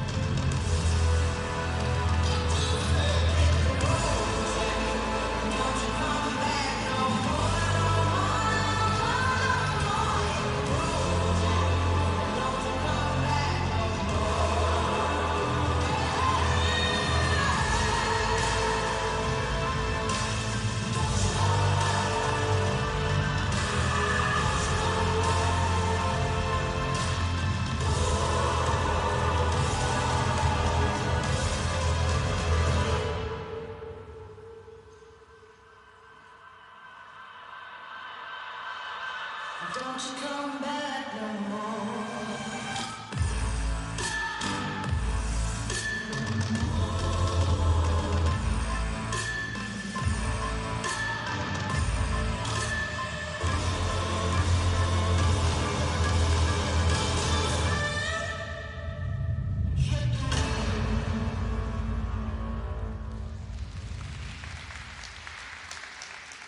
Dunja Tesic from Serbia, and this is just an opportunity for us to really fight the corners or explain and exclaim their prowess, because I saw a gorgeous triple salchow with really good technique in warm-up, just unable to manage it late in the program, risking the most heavily weighted element in the program, or jumping element in the program, as later. As you see here, the double axel just, you know, clearly under-rotated or downgraded. There's the double Lutz. Good lift on that. And good speed into this triple salchow attempt, but popping that, oh boy. And that's where I'm so glad that we're here, because we saw it. We saw in warm-up. We know that it was good, and can profess the qualities of the skater. I also thought the flying sit spin, the tuck, was one of the most elevated that we've seen. Commitment to the ending position. So many positives. Just yeah, and you know, that's the great thing that we forgot. We have the ability to analyze the skater holistically and where they're at in their development. But for people watching on the stream, they don't see all that. They just see the performance. And that's reality. That's the sport. And even for me, like, I think in practice this morning, Dunja had half her hair braided for practice, and then she's gone back and she's done the half. It just says, you know, she's there wanting to present herself. You notice detail. Of course. It's pretty amazing. But it just gives you an indication, you know, these young women, they want to present themselves the best possible. We talk about the costumes, their hair. This is a platform for them to show off all that hard work. And she's going to be crestfallen to have missed that style that was so good in warm-up. But we respect the hard work. You know, I mean, it might be me being silly about the hair, but we respect all the thought process, the life devotion to doing this. You know, hopefully she can get a clean skate in the free skate, or a stronger skate in the free skate. You can see a nice smile in the kiss and cry. Like, she's, you know, disappointed about the salchow, but still loving this whole process, right?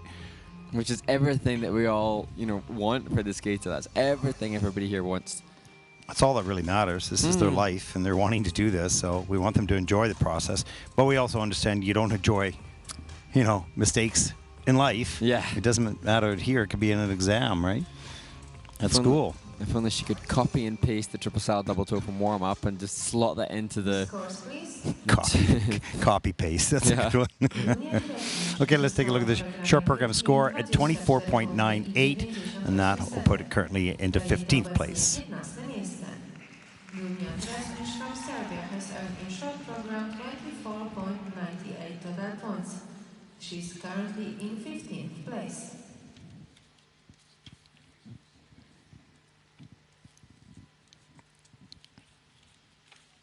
Well, the next group about to take the ice for their 6-minute warm-up. There's a look at the start order for group number 4. Selma Larson from Lithuania. And as we see the start order, you could see them during the final skaters' performance. The skaters just anxiously standing ringside, getting ready. They've all had a practice on this arena. Not in the practice rink this morning. The women had this arena to train in earlier today. And you know, it's just that little bit of time before you go on for warm-up. It's those anxious moments that I think are some of the most challenging. So do you ever get, you know, when you're doing your broadcast, you know, you're dancing on ice. Yeah. Your nerves, I mean, what are they? When are they? You know, how do you react? I don't know if I should share this with everybody, but Well, you are right now. You're on a mic that's going, no, go ahead. Carry on. I want to encourage you to be open-minded, right? Well, if I share this, maybe it just gives empathy for the skaters. So I am cracking on about it. I've been doing this ice skating malarkey a long time. I have done lots of performances, both as a competitor in singles and dance, and then as a show skater. Still now, at this grand... No, I'm not going to talk about age. At this age that I'm getting to... Yeah, you better not. Not my presence. That's grand.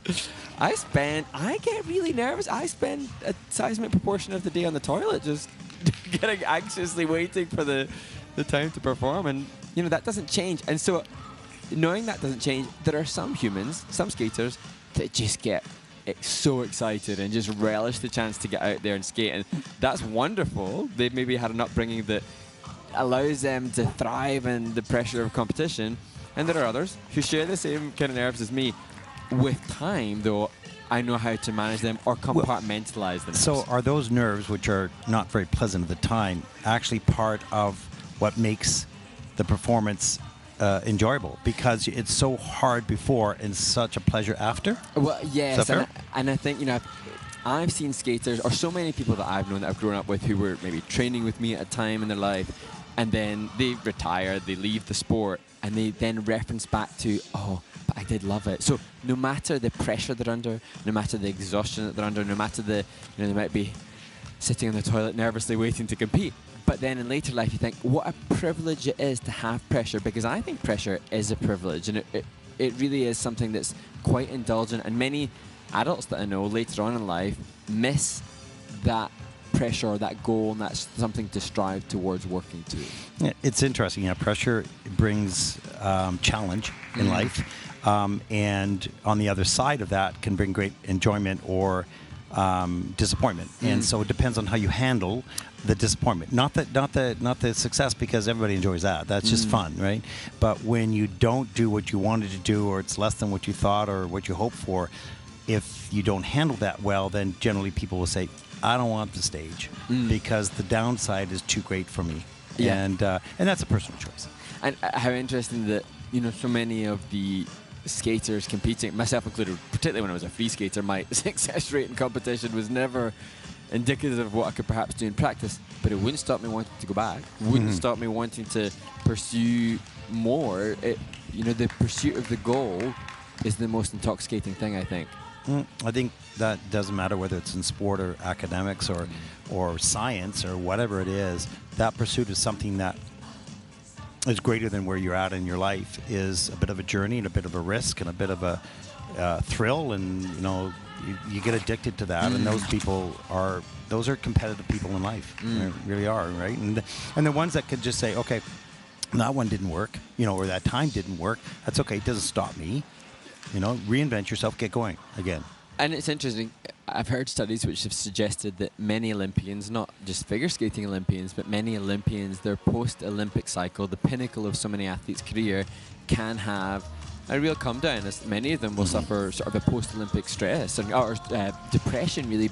But that, I think, is often partly maybe because they're not in training, so they're not releasing the same endorphins in their body, but also that the goal, the thing that has been a driving force for so much of their life, is removed. And so, these skaters now, they have a goal, they have a driving force, they have a motivation for keeping fit and physically able, and that's indulgent. And part of, I think organizations and people's efforts for these skaters, not these group necessarily, but the seniors, are when you transition into the next stage of life, find something that you have this passion about that you want, so you can keep that going to a certain degree, because it's a struggle.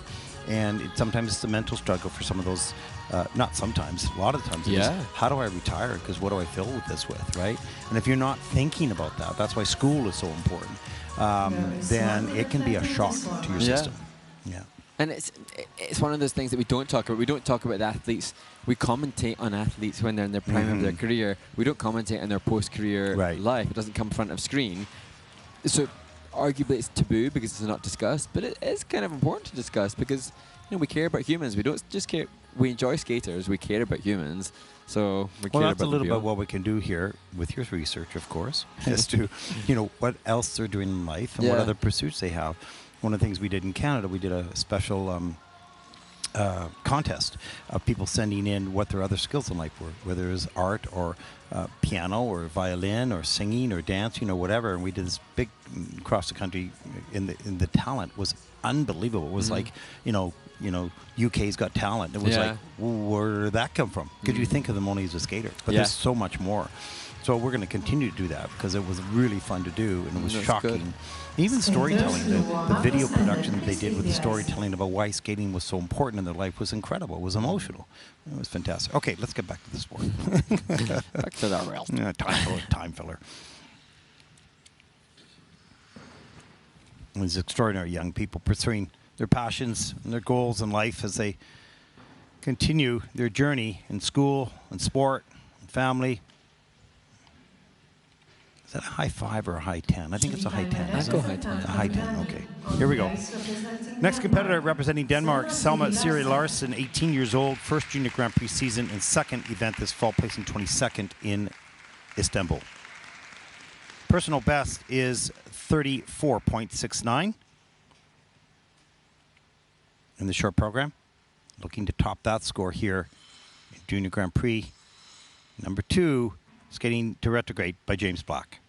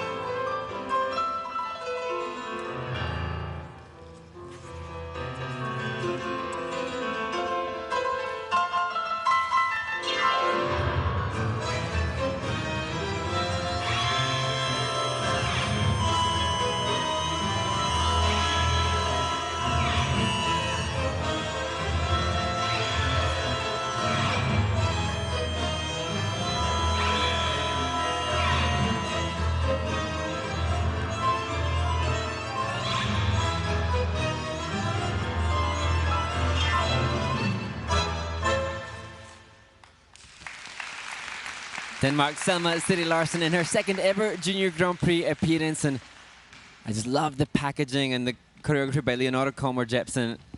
Really good quality. The last moves, I took this on the replays actually just before the end.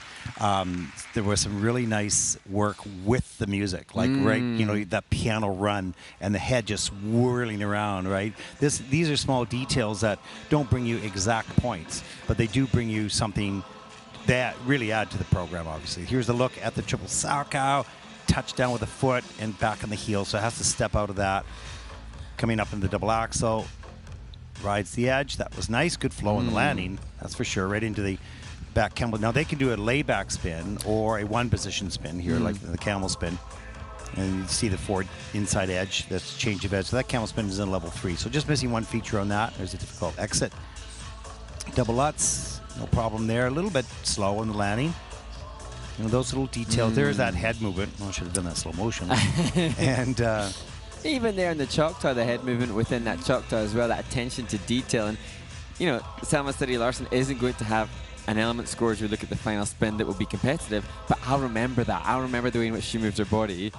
You know, and also, Selma Larson is an advocate. She was recommending that youngsters don't read the feedback about them because she's received some horrid feedback from some toxic human on YouTube after her last performance, and she spoke up and said that's not what skaters need to hear, nor should it be. Selma Larson, we love you. We love what you're doing on the ice, and I love the fact that she's an advocate for the positive reinforcement of these young people in sports. Strong personality, not going to take that from people who are perhaps a little weaker. Yeah. Right? And so, yeah, good for her. And I'm excuse me, I have to apologize because I don't know who is with her in the kissing try. It looks somebody, could be a family member, or they look so very similar. It does, yeah. But she must have a good family network to have such a strong human there in the kissing try. Yeah, absolutely. Yeah, another little aspect of how, added to just the skater of who these people are, and it's so good to have that information. Let's take a look at the score. Season's best, 37.57. Nice nod of approval by Selma Larson, as that will put her currently into 12th place. Nice job. From Denmark has earned in the short program 37.57 total points. This is her new season's best. She's currently in 12th. Yeah, I like that. Yeah. There you go. Good job. Shoulder bump. Those are special moments. Important. Our next competitor, just 13 years old, Gabrielle Jate from Lithuania. First Junior Grand Prix event. So an exciting moment, an opportunity to set her personal best in an ISU series, in an ISU event. Skating the short program to Night of Dark.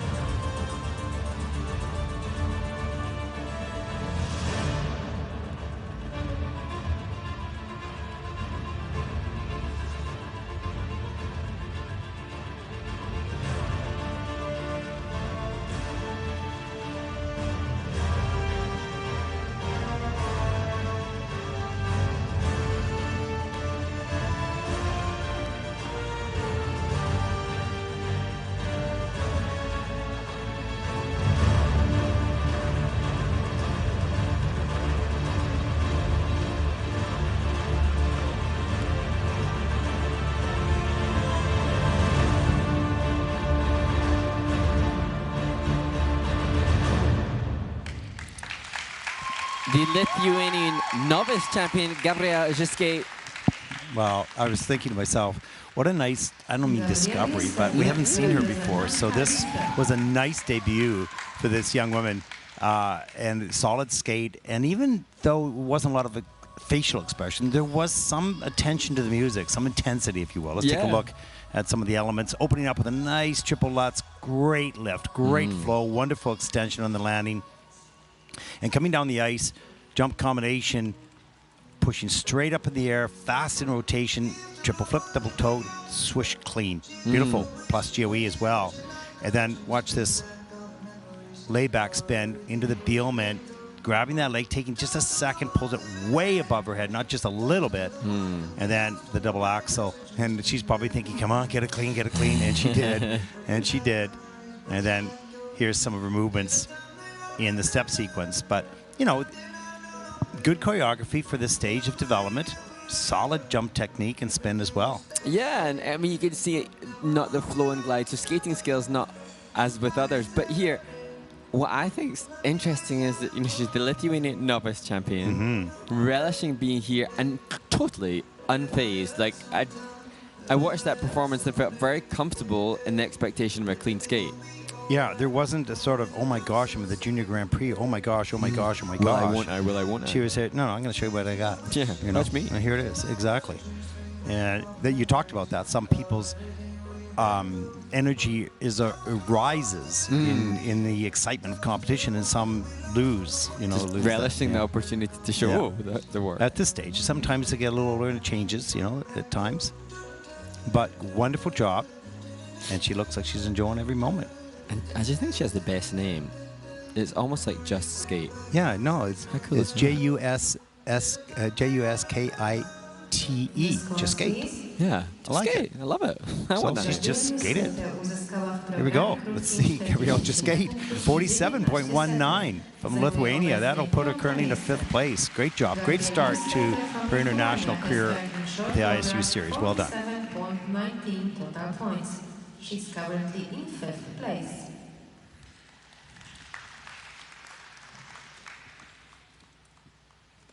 And there is a look at our next competitor, all the way from Mexico. 18-year-old Victoria Tabe Arta Sanchez, born in Dallas in the United States. And she's coached by Priscilla Avaz. This is her first Junior Grand Prix event. Will set their personal best. Skating to Bang Bang and a little party never killed nobody.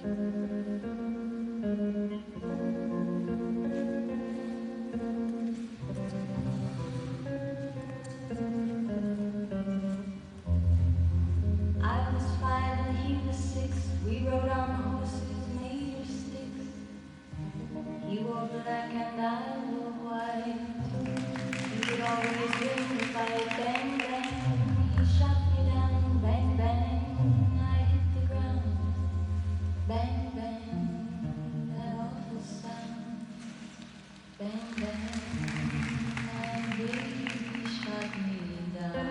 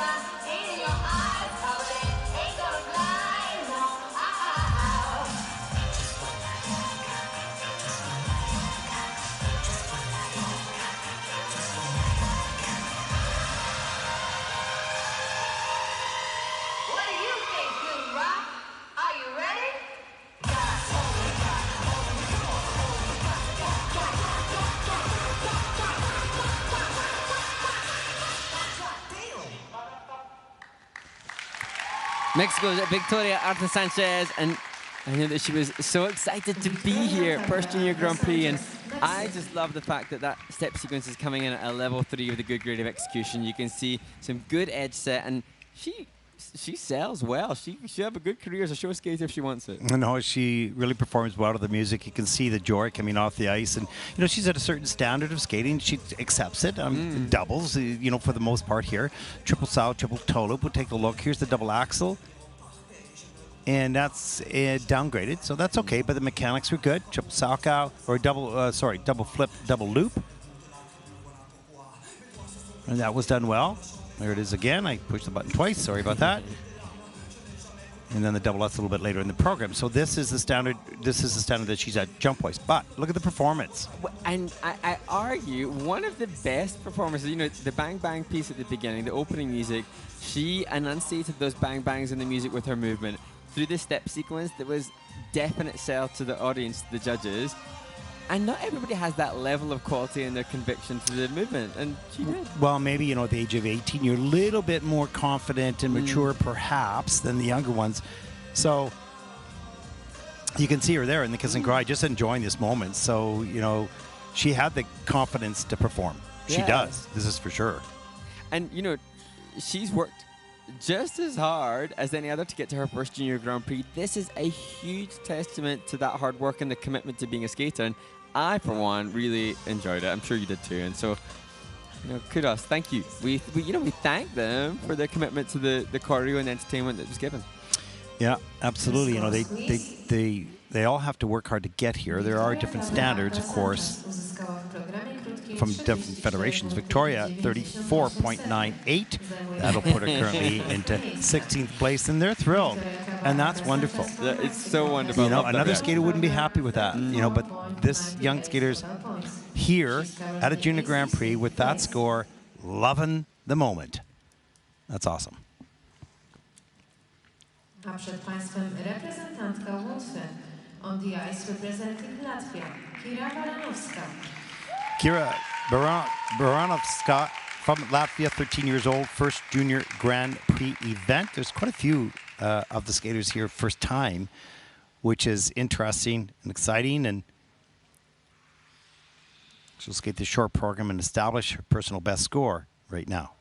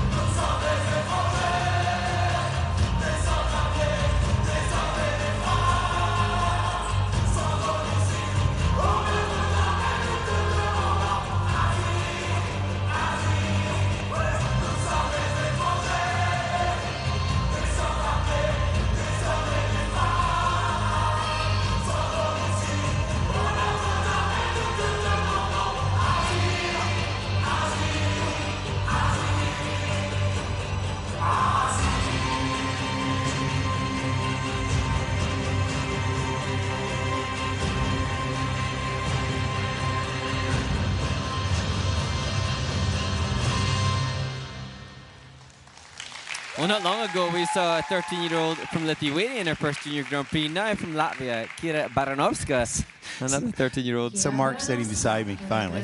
And we go, and she launches this triple Lutz like, to the moon. And he turns to me and goes, whoa, where'd that come from? We've not seen this young woman skate, of course. And they're new, and generally speaking, the age of 13 and the new, you're not quite sure what you're going to see. But we see here double axel. Oh, did I miss the... Oh, no. Oh, I know. What happened? Probably because you hit me. There's the triple salchow, triple salchow, double toe, pardon me. And she's a wonderful jumper. She just launches, gets herself airborne. Beautiful. How exciting for us to both have the same reaction. Just missed the cluster here, missed that loop at the end of the cluster that I feature in the steps, so cannot get that. But when you have a triple lutz that's that big, it does instigate an excitement in fans. We're skating fans. We saw triple lutz and we were like, whoa, that was cool.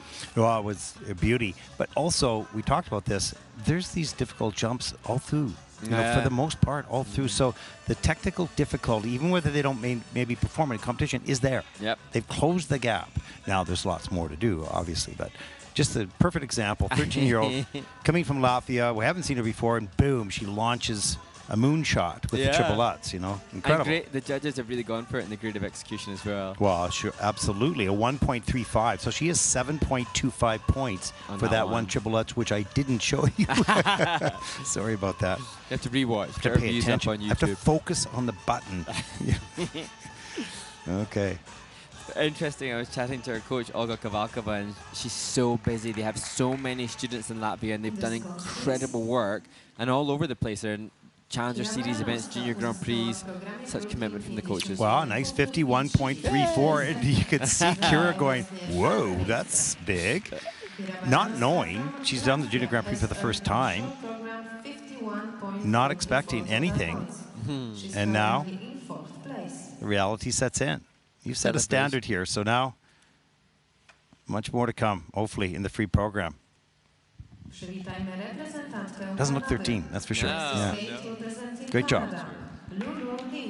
Our next competitor represents Canada, 13-year-old Lulu Lynn, first Junior Grand Prix event, and 8th in juniors at Nationals last season. So we don't have an ISU personal best in the short program. That will be established right now. Skating to Heap Big Chief in Willow Weeps for me.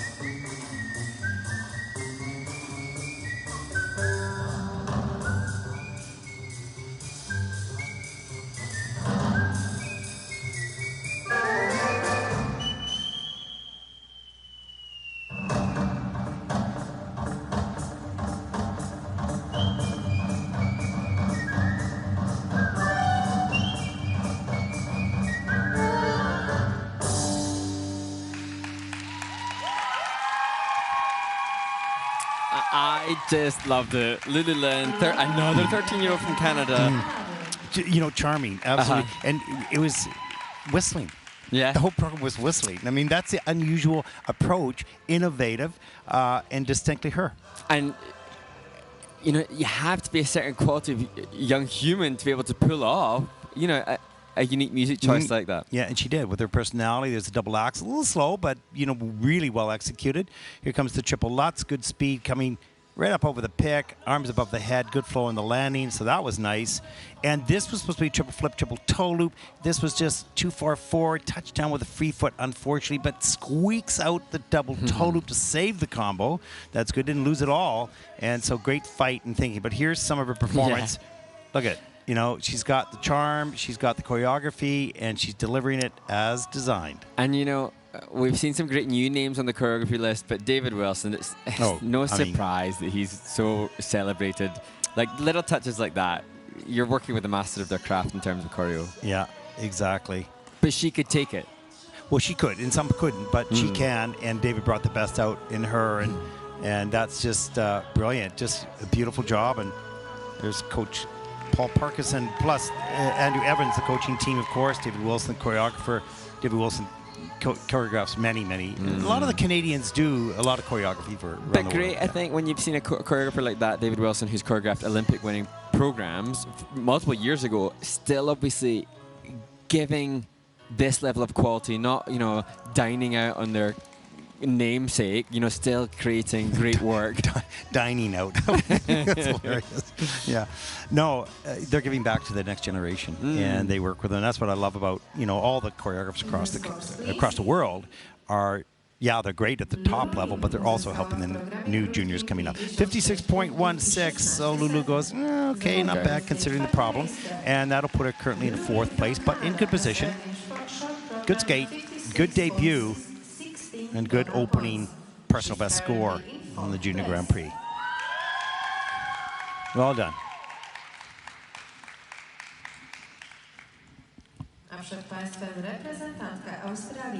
Our next competitor represents Australia, 14-year-old Luna Shimogaki, pardon me, and this is her very first Junior Grand Prix event. And she'll skate, and also she will be going for her first personal best. She'll skate beautiful love story.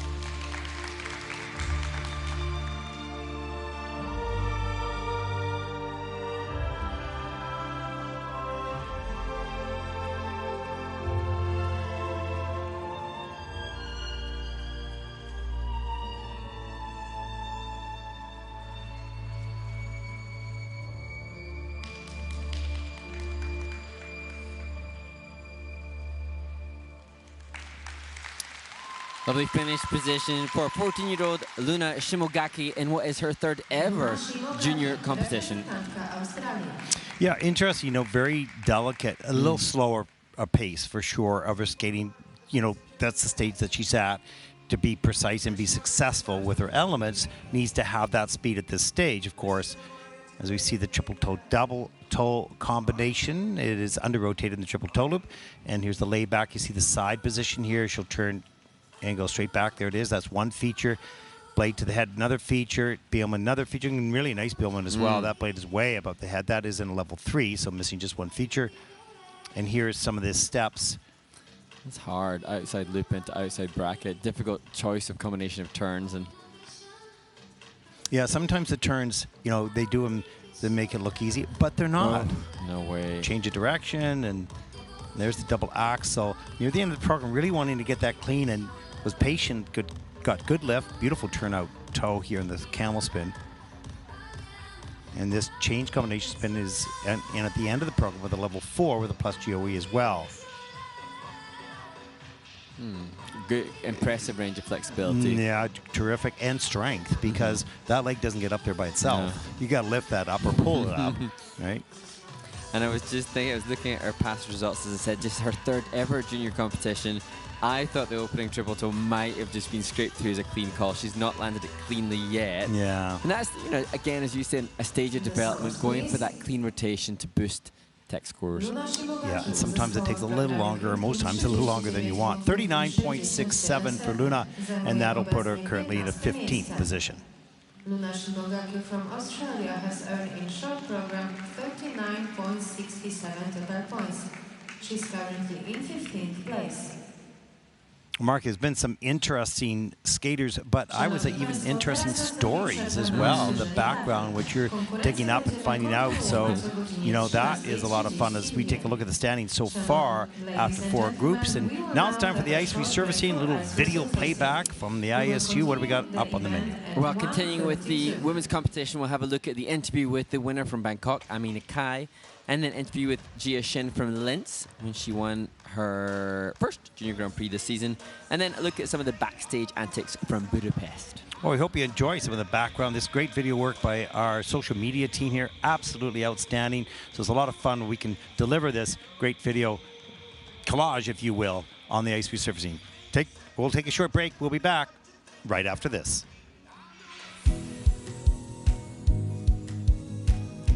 Here in Bangkok with the women's champion in the week 1 of the Junior Grand Prix, Ami Nakai from Japan, of course, Coach Nakata as well along with her. I wanted to ask Ami how she felt about her performance overall today. そうですね、フリーでは冒頭のトリプルアクセルパンクしてしまったので、次のジュニアグランプリでは着氷できるように頑張りたいです。I was watching the practices all day today, and she had difficulty with the triple axel during the practice, but it didn't bother her the rest of the way throughout the program. How did she get over that first disappointment in the triple axel? 失敗しても次から気持ちを切り返す気持ちを一から作り直したので、それが良かったのかなって思います。Ami, you're such a beautiful skater, and you have a really bright future, and it was amazing to keep your focus throughout that program. What are you going to work on between now and the next Junior Grand Prix? トリプルアクセルの安定感ともっといい表現ができるように頑張りたいです。Well, you're a wonderful skater. So much enjoyment you bring to the fans, and we love watching you skate. Congratulations on your win here. And what competition will you be going to now? 3戦目のトルコの試合です。So we'll see you in Istanbul. The champion here in Bangkok, Ami Nakai of Japan, takes the title.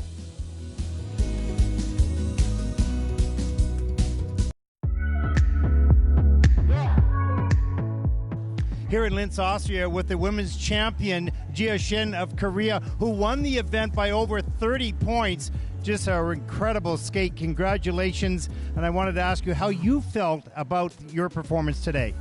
오늘 경기를 하면서 실수가 몇 개 있었는데 그래도 잘 마무리할 수 있어서 되게 좋았고 그래도 괜찮은 점수를 받은 것 같아서 기분이 좋았어요. We love watching her skate. I mean, she's so beautiful. It's just amazing how efficient and how beautiful her skating is and how consistent it is. But I want to ask her, what is it that she loves about figure skating? 대회 때는 긴장은 되지만 그래도 제가 연습하던 대로 하려고 하고 있고 더 즐기려고 노력하는 것 같아요. You certainly look like you enjoyed in performance, and we love watching you skate. You're absolutely spectacular. Congratulations on the win here in Linz. Does she know where she's going to the next competition? 저는 다음 그랑프리는 5차 헝가리 부다페스트에서 하는 대회를 갈 겁니다.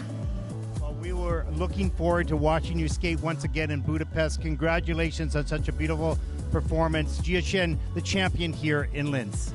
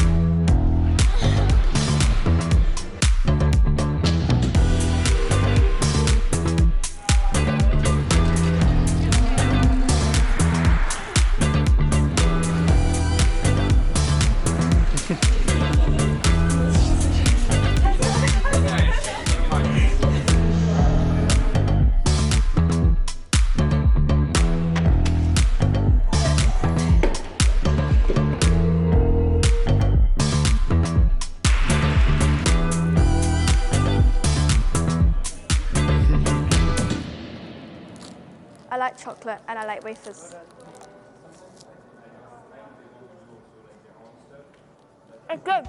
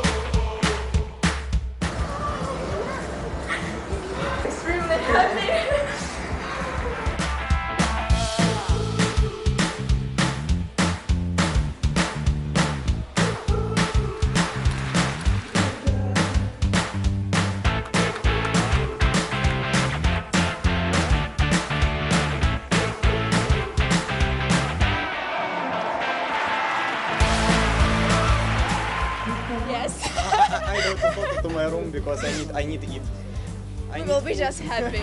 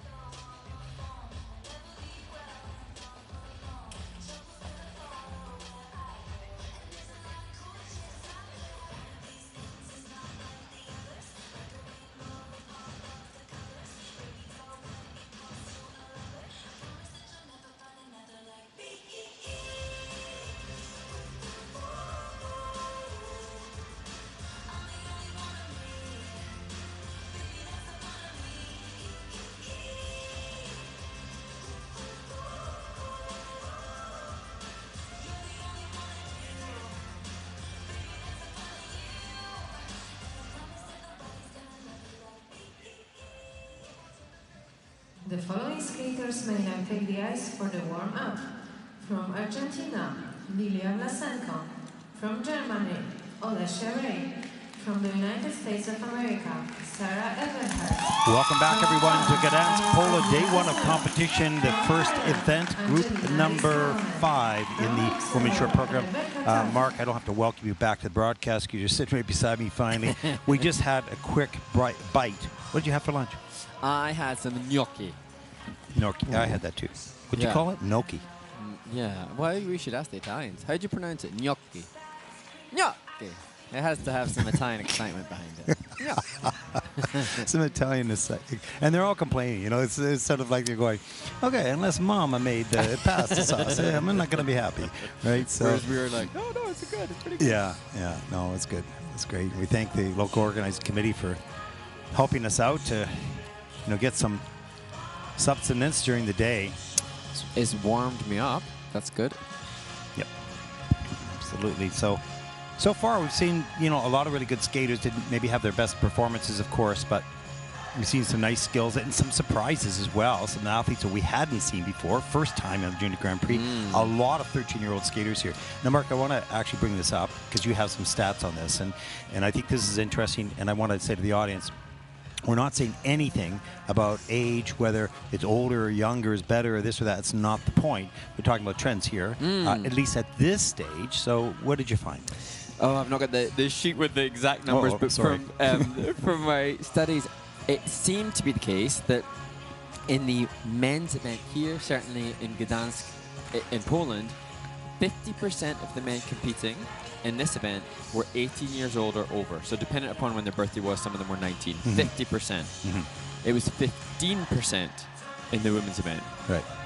And then the stats then for those that were under 15, a much greater proportion of the women's event was under 15 than that, obviously, of the men. And it's just interesting observation for where people are at their development. And that stands in regards to just the developmental stage of men and women. And then also, consequently, we won't delve into it too deeply, but the reason and the rationale for the age changes within the senior ranks are for, again, the development, acknowledging the development stages of the bodies and taking mindful care of them. Yeah, and also, the junior men in pairs and in dance can be older, of course. So that is already established, and it's quite, I don't know what the right term is, but quite, I was going to say acceptable, but quite noticeable that the men, generally speaking, you don't see a lot of 13-year-old men in this event. No, in the events, I really, there's very, very few of them. They're usually 15, 16, 17, 18. Maybe that's just the entry level to juniors in men skating around the world.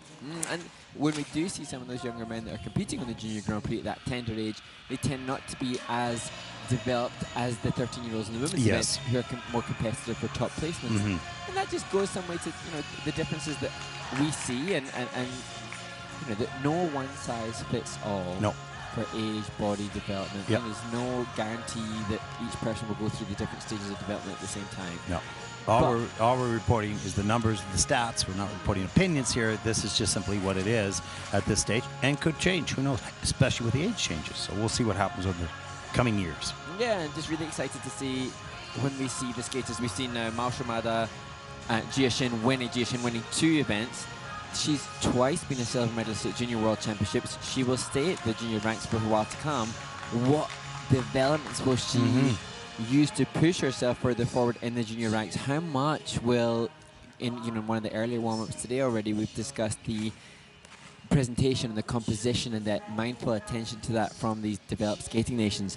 What will we start to see from an artistic and creative perspective in the junior ranks from these seasoned campaigners? Yeah, and will we see a slight decline technically as they grow, but a growth in the creative, in the PCs? Will we see an improvement in that area? Yet to come. We don't know. We don't know, but we'll keep a close eye, and as everybody will, on that rule change and how it impacts junior skating and senior skating in the years to come. And I think I referenced it maybe earlier. We were just discussing it yesterday, thinking about the likes of Karolina Kostner, who had 15 years as a senior. Now, of course, she now with the age changes would not have been able to compete in seniors as early. She might have had 12 years as a senior, but still, that's a skater who is renowned, celebrated, revered, and still talked of in the world of our skating community. And that's largely, I'm sure, due to the fact that she was able to do 15 years as a senior, and we connected with that human, and we enjoyed that human's brilliance. And now I wonder how many others, hopefully, we'll be able to see over a prolonged period of time that we can connect with, celebrate, and cheer on. Exactly. Now I have to publicly thank you very much for bringing this very nice hot vest that has a battery in it, because I was getting a little cold, and I've never really worn this. I put this on, I said, oh my gosh, this is like wearing a sleeping bag that's heated. As we take a look at the cheering squad from the United States, as we walked in the rink on the break, they were all showing us that they're ready. And now they've just seen themselves on the screen. They're wanting that title. They want that cheering title. There they are.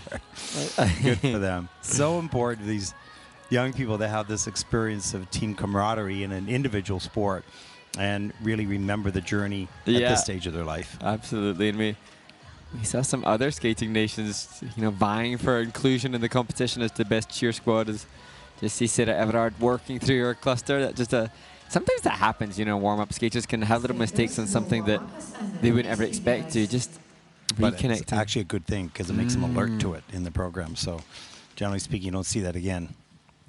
As we get started in group number 5, day 1 of competition here at Gdansk, the women's short program. Up after this event will come the pair short program. We'll finish out the day of competition with the men's short a little bit later today.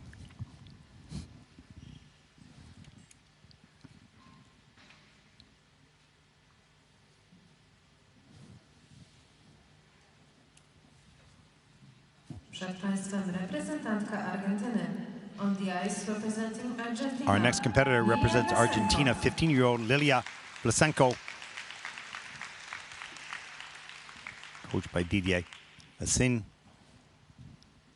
This will be her first time out in the Junior Grand Prix as well. She will establish a personal best right here, right now, skating to the theory of everything.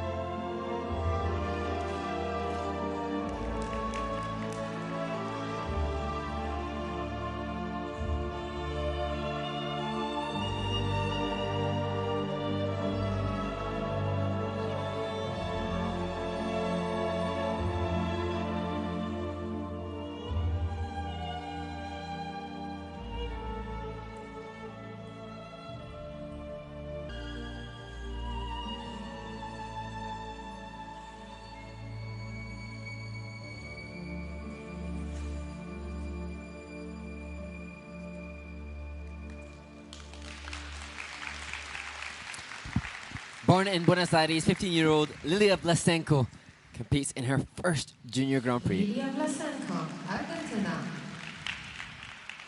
Trains in France.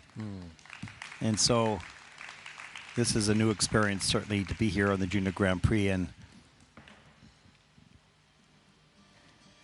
it'll be a fun and proud moment. It'd be interesting to speak to these young skaters who are the first time out. To, you know, we're analyzing and we're assessing, we're making an opinion of, but what do they really feel about this experience? There's the double axel. This is in as an under rotation, which is good. The triple toe loop. Watch the landing here forward, and then the 3-turn. So that is a downgrade on the triple toe loop. But still, the mechanics just to land on your feet, not take a fall. There's the double lutz, and the spins near the end of the program.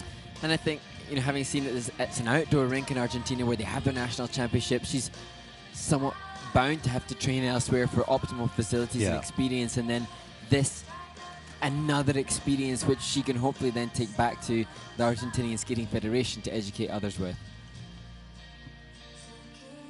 Well, it's just so good, and the Junior Grand Prix, not the only place, but it does provide a wonderful place for new countries that are getting exposed to people representing their country on the international stage for figure skating. And some people building that community there would take a look, get more excited, get more people involved, that type of thing. So we welcome any viewers from Argentina and your interest or perhaps passion in skating. It's an incredible, difficult, beautiful, you know, fulfilling sport. And if you get a chance, strap those blades on, or as Mark would say, the knives on the feet, and step onto the ice. And there is, I gather there is a new development being built. I'm not sure if it's in Buenos Aires, but in there new rinks being built to offer more opportunity, and that in itself is very exciting for the future of the sport. You know, people will go if you build that facility. People will go and skate. 28.02 for Lilia Blenko from Argentina. That's 21st in the short program. Experience gain and new experience in life. She's currently in 21st place. Well, our next skater, so interesting watching this young woman practice today. 15-year-old Lisa Ray from Germany. Powerful, quick, agile, determined. She was 11th in Istanbul with a personal best of 54.98. That's her personal best in the short program. She's a firecracker. She is. Hopefully she has a good skate, but regardless, we've seen what she can do, and she's got a bright future. Skate the short program here in Gdansk. To be careful, and time is running out.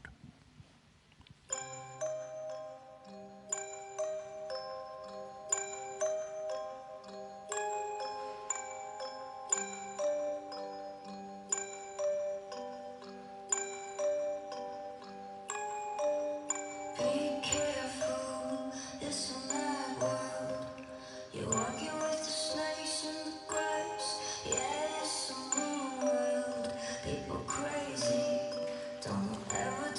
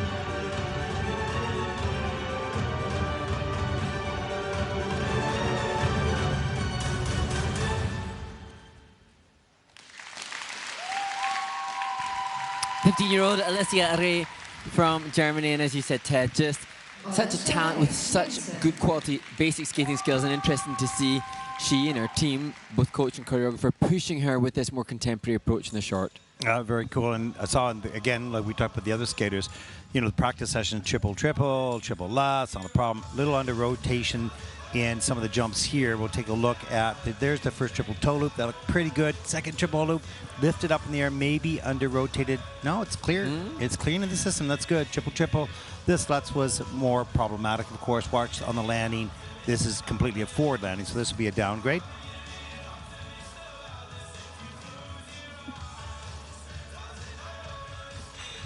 And then the spin a little bit later in the program. Very strong, powerful skater. Double axel, sets that edge up, travels nicely through the air, and then look at this layback. Look at the speed. Turned out toe, side position, goes to back. Beautifully done. Great arch. Blade to head, and then the Bielman, and this is in level 4. Just here as we look at the back Choctaw, just the way in which, as you've said before, Ted, the back, the way that she is engaged in her core, the way in which the free leg is always mindfully extended, just a commitment to an inbred good quality of technique taught by Yulia, her coach, over a multitude of years. And it's just a joy to see this working partnership develop. And now, you know, Alicia and her coach Yulia increasing the technical difficulty, using triples, using triple loops this year, pushing the boundaries and hoping to really put Alicia in contention for being a future Olympian. That's what I feel like. She's been constructed and educated in a manner that will facilitate a long career. You can totally see that possibility exists with this young woman. It does. Whether that is to be or not, we don't know. That's her journey. But certainly all the skills and foundations have been built beautifully, and bright future to come. We should continue at that level. 50.30, and that'll put Alicia currently into 6th place. Program 50.30 total points. She's currently in 6th place. Serious. Yeah, she's considered there. She's serious. Yeah. Przed państwem reprezentantka Stanów Zjednoczonych. Our next competitor represents the United States of America, 16-year-old Sarah Everhart. Second junior Grand Prix season with a 10th place finish last year in Courchevel. Sarah was 13th in juniors at the U.S. National Championship. 52.93 personal best, but that was last season in August. And she'll skate the short program here in Gdansk to I'll Take Care of You by Beth Hart.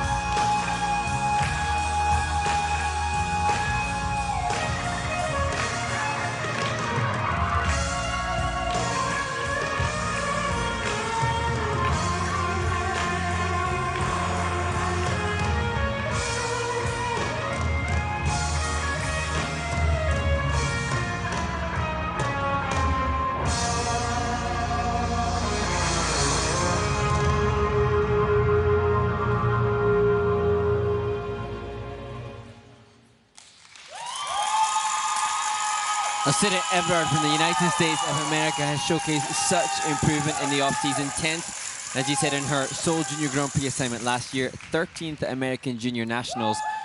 And here is her teammates cheered on, putting herself in contention as one of the top Americans on the junior circuit. Yeah, no question. And I hadn't seen her actually jump in practice session today, so I wasn't knowing what we're going to get. And then she launches like a rocket, that triple Lutz near the end of the program, just huge. So she's a great jumper, and she's very precise with her movement, and not as much expression yet.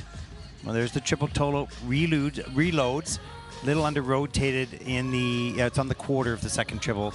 There's a double axel, great use of arms and free leg off the end of the edge, lifting her up into the air, but watch the sluts.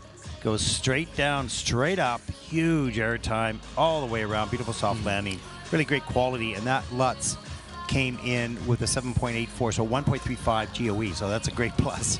And there's Roman Skornikov is here as coach, but Tatiana Malinina involved in the coaching so heavily, and her Lutz was good too. So. Oh, her Lutz was in that era, it was the best in the world. There's no question. So, and a nice layback here in a level 4 as well. So we should see a pretty good score here, the contending score for the top group, no question. Well done. And Selia said that overall she was just really looking forward to competing on the Junior Grand Prix circuit again, and said she wants to make fun memories with her coaches and teammates. So her coach gave her a high five when she came off. Her teammates were cheating exuberantly as she left the ice. So fun memories. She's had fun making memories for her teammates and her coach, because they look very happy, and now she can hopefully. And that's what a team does. When you pull together a team, you skate, yes, for yourself, but you also skate for your team. And they spur you on. That's really important. People don't think it is, but it does. Oh, because you feel a loyalty to your friends and your colleagues from your same country.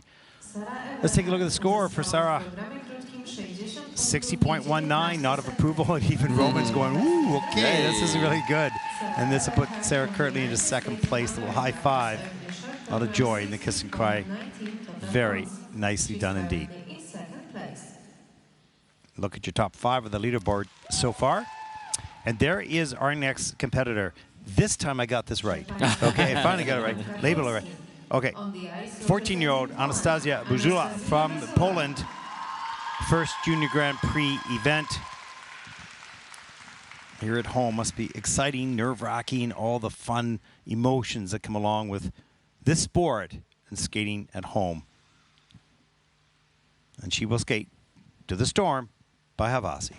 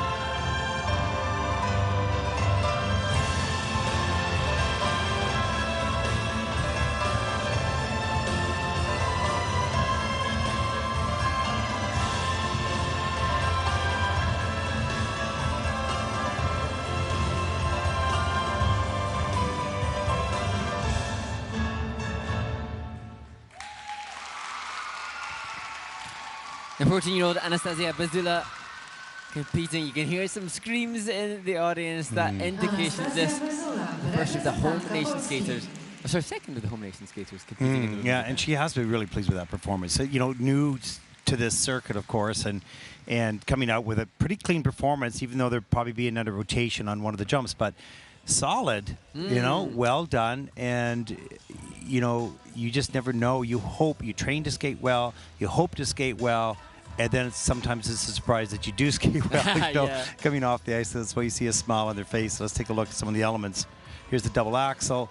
Good lift up in the air. And that is an under rotation. Now watch the triple Lutz here. This is actually in a downgrade. Let's watch the landing, see where the rotation is on this. Good edge. Yeah, that's foot. Yeah, that's forward. So that's a downgrade. But still the mechanics are there, landing on 1 foot. That's great. Great progress. And here's the triple Salchow. And double toe loop. And that is an under rotation on the triple Salchow. That's okay. All 1 foot landings, getting the feeling of that. Just need to get that landing blade all the way around. Make a big difference in points. And for Anastasia, just a great opportunity to be here. Those that were selected to represent Poland here did change quite recently. Anastasia coming into the assignment a little later, so great opportunity for her. And when I look up Anastasia, she has a post that just says, "I love figure skating very much, and she's grateful to everyone who develops me and supports me." And I always appreciate when the skaters show that respect and gratitude to all those that do support them. And isn't that nice? Really wonderful. Isn't that nice? She recognizes that she has to do this by herself, but she can't do it alone. Yeah. The scores, please. Anastasia Buzula uzyskała w programie Short program score 36.28 for Anastasia. That is 21st in the short program. And regardless of the score itself, we'll take a look at the details, of course, on the report card. Work on that, but that was solid. 1 foot landing, standing up all the way through this in her first Junior Grand Prix of that. Well done.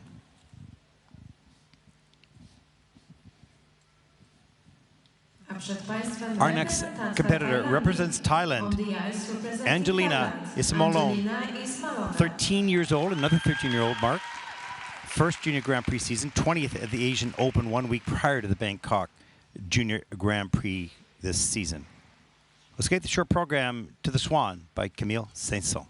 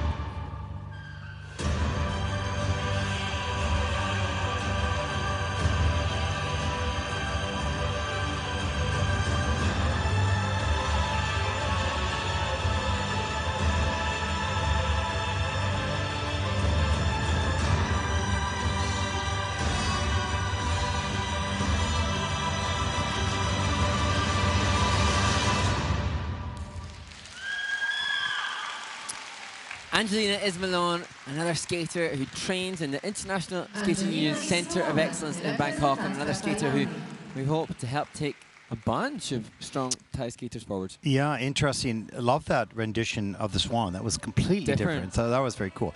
Yeah, and the training center in Bangkok, just really wonderful. If you ever get a chance to see that, you want to see it for its sustainability, and it's also dedication to developing a new nation in the sport of figure skating. Terrific work, and we can see here nice triple Osaka mechanics to take off, a little slow on the landing, under rotated, has to take the fall bar right back up into the flying sit spin.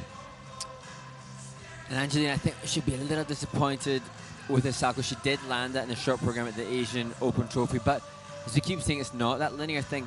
There'll be so many other factors in which she has shown progress in this event compared to the Asian Open. And double axel near the end of the program. And just because you have done a jump doesn't mean you own that jump. You own that jump when you deliver on command, which is in competition on a regular basis. And so that's the elusiveness, if you will, of our sport.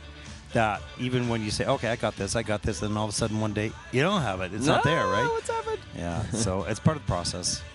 Frustrating part, but it is. It's real. So we take a look at the change combination spin at the end of the program. That is in a level 4 with a plus GOE as well. So Angelina will establish her Junior Grand Prix personal best score at this competition. She moves forward in her career.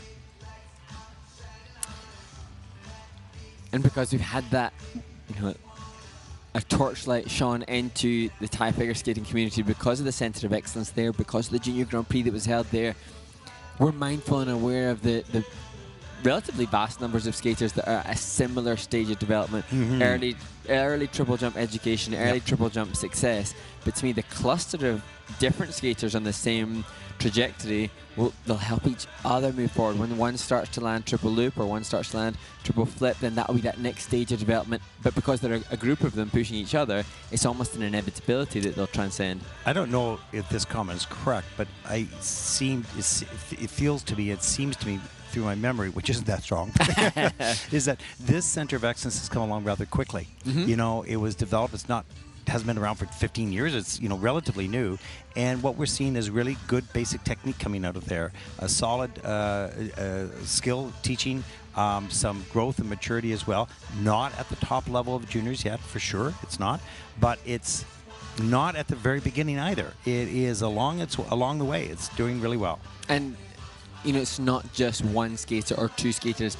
I'm not sure exactly the number of Thai skaters that we've seen, but on this series already, I've seen a few. And so that's there's then a common denominator of the coaching and the influences given. It's not just one standout, really hard worker. I think we've seen at least 4 or 5 Thai skaters so far. Anxiously waiting for the scores, focused on that, but we are on the global picture of development here. 35.38 for Angelina, and that will put her currently into 22nd place. Angelina Ismon from Thailand has earned in short program 35.38 total points. She's currently in 22nd place. And there is a look at our next competitor, representing Luxembourg, 16-year-old Rebecca Toft. First Junior Grand Prix event, and here we've had a number of skaters where this is their first experience, so that's interesting, of different ages as well. Coached by Sana Lindman, and she'll skate the short program to Voila by Barbara Pravi. Écoutez-moi, moi la chanteuse près de nous. Parlez de moi, à vos amours, à vos amis. Parlez-leur de cette fille aux yeux noirs et de son rêve fou. Moi, ce que je veux, c'est écrire des histoires qui arrivent jusqu'à vous. C'est tout. Voilà, voilà, voilà, voilà qui je suis. Me voilà même si, mes amis, j'ai peur. Me voilà dans le bruit et dans le silence. Regardez-moi, ou du moins ce qu'il en reste. Regardez-moi, avant que je me déteste. Quoi vous dire que les lèvres d'une autre ne vous diront pas? C'est peu de choses, mais moi, tout ce que j'ai, je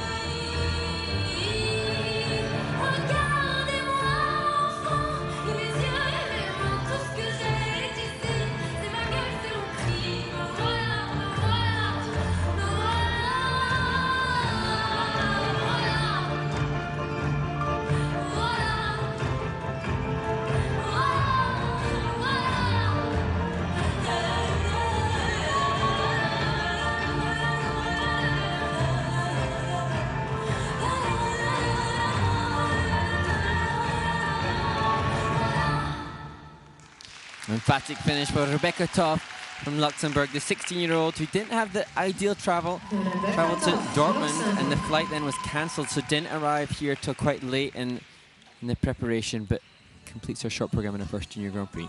How'd you find out that? Scary. What are you hanging out at the airport? What's going on? Jeez, that's amazing. Okay, as you take a look at some of the elements here, there's the double flip, double toe. That was nice. The double axel, the top of the program, or that was the double outs. Here's the double axel. Good technique, actually. Quick into air, tight rotation position, didn't stop the rotation. So even though it took a fall, that was actually nicely coordinated. Well, I got a great story about our double axel as we look at the step sequence now. Her former coaches who have now relocated, Agnes Zawadzki and Daniel Asiano, bribed her to land her first double axel. The Zamboni apparently was coming out and they said, we'll give you 50 euros if you land this double axel. And she went and did it. Well, 50 euros. That's 50 not bad. euros That's each, like $65 Canadian. That's all good. Might get the old boots on here, right? Yeah, that works. Sometimes you do what just you gotta do as a know coach. when the skater's really close, but they don't know they're really close. That little extra might just do it, and so the money comes out, right? Yeah. Coach Sana Lindman, and as you said before, different stages, different places. Sure, her younger sister is an advanced novice skater. Brother does hockey. It's a family affair, and you can see an element of despondency now in the kiss and cry, which is understandable. Everybody just wants to give their absolute best. The fall looks will be disappointing. Yeah, no question.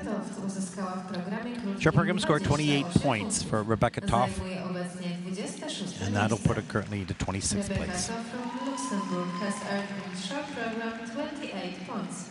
She is currently in 26th place.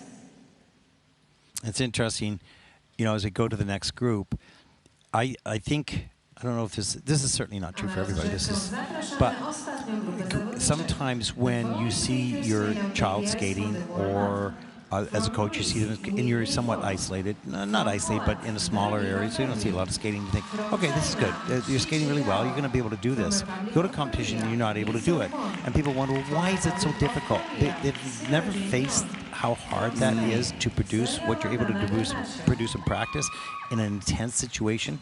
Sometimes parents' expectations will be higher than the reality of the moment for that child, or even for the kids themselves. Their expectations are higher. I got this is easy. Well, it is not easy.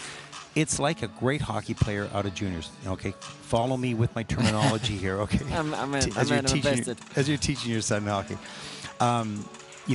Great junior hockey players to say, well, this kid is going to transition to NHL, no problem. But it's the NHL. It's a different league for a different reason. And no matter how good you think you are, how fast you think you are, how smart you think you are, everybody else on that ice is smarter and quicker and faster and stronger, right? And you only know that once you enter the league. So until you get to a junior Grand Prix or a senior Grand Prix and experience it, will you understand that little extra excitement, anticipation, worry, tension, whatever you want to call it, how it affects yourself physically and psychologically? Yeah, it's such a good point, Ted, because for some of the skaters that come from smaller skating nations, we've just seen Rebecca Toff from Luxembourg. It's not a skating nation abundant in numbers. So I presume then when she, as many others, maybe the Argentinian skater that we saw as well, they're probably the strongest skater in their ring. And so with that comes a psychology of being the strongest in a group, and there's a different dynamic for them. Then for Rebecca, as an example, as I said, she arrived late, she maybe missed one of the practice sessions, less time to acclimatise to being much less strong in that group. You're not being the top dog in that environment, and that has a whole lot of psychological repercussions. That's true. Which can then be hard to adjust to, and if she's had less time to get used to it, then you've got to go out and perform feeling less comfy than you do at home. And that's such a big part of juniors. I mean, it is. It's really learning that. I think once you graduate from juniors Grand Prix into senior Grand Prix, because that you just don't go there, you have to earn your way there. Once you get there, you're pretty experienced. You may not skate well, different issue, but you're pretty experienced at that point. But a lot of these skaters are brand new to this event today. Yeah. Yeah, it seems like quite a high number to say this is the penultimate stop on the series. Yeah. Well, centrally located in Europe, it's probably less expensive to get here. Gives you more time to prepare, of course, because you've had a good month, over a month since the beginning of the Junior Grand Prix. You know, Hey, do we have any questions coming in? Or are we just yapping away here? it's because we're together. We've got easy chat. The chat is flowing. When we were on the screen just now, we saw a lot of Minsal Kong. Now we're seeing the Spanish skater, but 2 Korean skaters in this group. And for them, you know, I've just kept referencing the last skater, Rebecca Toff from Luxembourg. For 2 Korean skaters, they come into this now, and you know, I'm talking about the possible negatives of acclimatizing to an environment. For them, they come here, and we know that they all train, you know, so many brilliant Korean skaters train in the same rink, in the same venue, which has elevated, I'm sure, their standards. But then they come to this event with, oh, well, you know, I've got to skate clean. I've got to get a +3 GOE in all my elements if I'm going to beat, you know, the next Korean skater. So there's, you know, pros and cons to both, obviously. Well, for sure. And they come here with the goal to be in the top 3 to qualify for the final. So that's a different set of expectations and stress to deal with. Now, mind you, they're better prepared. They make less mistakes because the repetition of the training has been at the highest, most disciplined level, right? And so they bring that confidence in, but they also bring a little bit of like, I can't make a mistake here. Yeah. Right. And, you know, it's interesting. A 60-point score in a short program to some would be like all their Christmases coming together at once. And to some would be like, I was only 60? Exactly. Yeah, it's very true. A reminder, just, you know, to stop us from babbling on, you know, why don't you send some questions in, or maybe the question is, can you ever be silent? We're only silent during the performance. That's the shtick here. We wait to the performance to make sure we focus just on them. Yeah, do send your questions into the International Skating Union's social media pages on Instagram. And I'm sure we would be delighted to hear from skating fans around the world. We're getting close to the end of the Junior Grand Prix series, so really, you know, we've asked for this before we didn't get anything, but in years past when I was doing this, I'd get this all the time, which I loved. Where are you watching from? You know, are you watching from a non-skating nation? What city are you watching from? How did you find it? You know, did you ever skate? You know, I'm always interested in people who are watching, and most of them are friends and family of the competitors or club mates or whatever. But there are also many fans that are just had discovered this online and just watching, and we'd love to know where you're from. We're interested in you. So in the resurface break, I saw Victor Pfeiffer, their Austrian champion and coach here with Beck Stromer, the American skater, and he was saying, I've been listening to you guys for the last 5 weeks. In some ways, it's quite nice to not to know who's listening, because then you think, all these celebrated skaters that'll be able to critique our comment. Mark, I'm just trying to promote Sorry, those I people. just And now you just killed it. Oh, man. Oh, my gosh. Read the room, Mark. Yeah. Give me your script before you you deliver it. Yeah, okay, let us know. Oh, wow, that's nice. Beautiful. Yeah, please do let us know. But if you're an Olympic champion, don't. Yeah, don't. We love to hear from the Olympic champions as well. I mean, all family here, that's for sure. Yeah.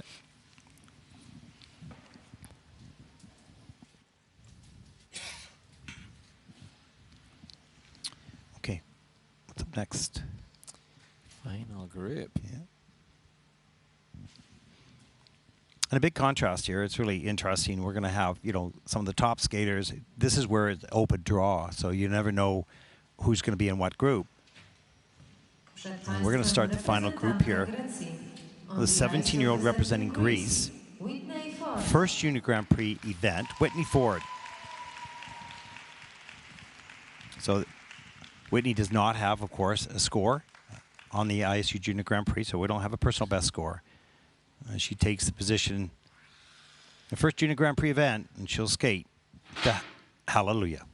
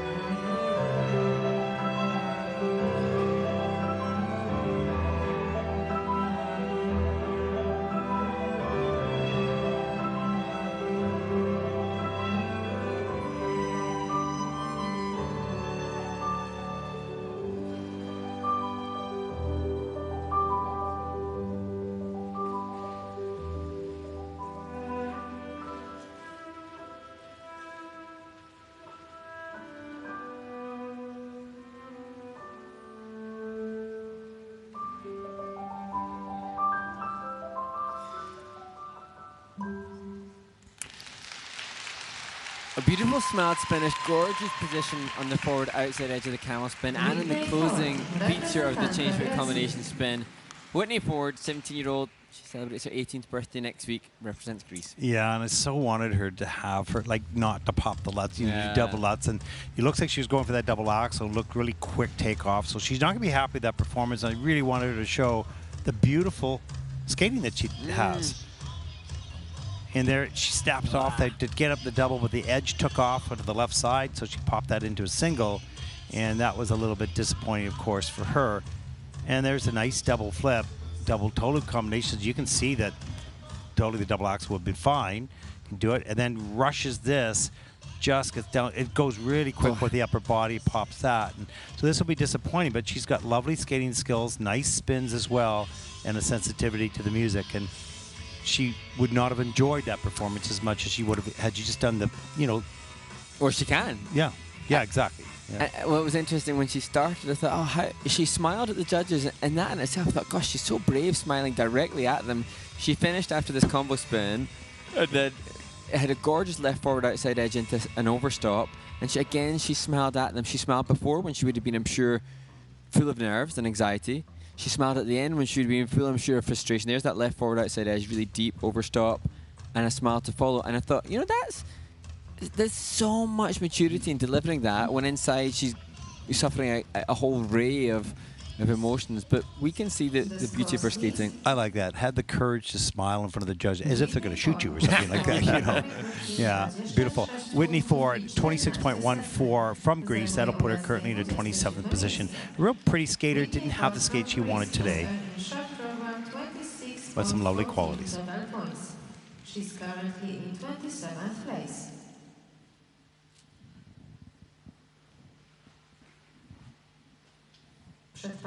Our next competitor represents Poland, 15-year-old Veronica Furland, third Junior Grand Prix season, second back-to-back event, placing 27th in Budapest last week. 41.54, her personal best, 34.16, her season's best from last week. Hope to improve on that. Right now, she'll skate to Tosca Fantasy.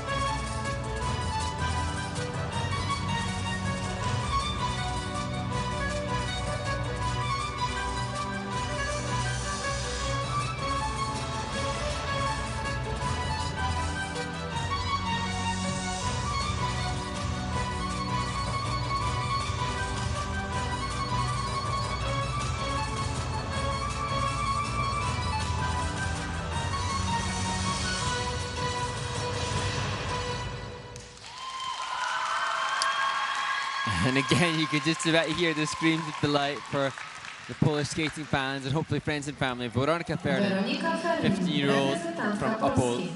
And you could see her smile at the end of the program, too. Yeah. She was pretty happy with that, getting the triple done. Yeah, the second triple be probably downgraded, but again, the mechanics were good and executed what she wanted to do. As we take a look at the double axel, great lift off the end of the edge. That was nice. It was the look at the ice on landing the second Yeah. jump. Here's the first triple toe loop. Great height. That was all the way. And that's probably on the quarter. We'll see whether that, no, it's a downgrade in the judging system. And there's the double Lutz. Nicely done. That's certainly has the mechanics for the triple Lutz, just not there yet. And we see some of the moves a little bit later in the program. There's that little slip in the step sequence. And the spins need a little bit of work. You know, stretch free leg, turned out toe, certainly faster, a bit better position. She's a good mechanics on the jumping, some work to do on the mechanics and the spins, which is usually always the case with the juniors. You know, they prefer to jump a little bit more, but. And it's interesting as you see her looking down. This was good, a little bit of choreography, so perfectly tuned to the music. But seeing the landing of the second triple toe, the skaters are so conscious of the impact of rotation. So with the downgrade, she loses 3 points there, and then the grade of execution will be negative. So she'll know that where the tracing, the sight that she saw on the ice as she looked down was landing and was showing, she'll be aware that's 3 points, so that's 1.5 points, or that's going to be 4 points. The skaters are very well educated onto the implications of what they output, but you know, the love heart that she was giving in the kiss and cry suggests, rightly so, this is just now time to enjoy. Yeah, absolutely. And for her, I think that was a pretty solid skate. You know, will be better very soon as she enters the domestic part of the season's best, 37.07, and that'll put her currently into 20th place. So she'll take a look at the report card. She said, I got to get that second jump clean. That's going to add 4 points probably to me, and improve the spins as well. That'll be a great boost to the score.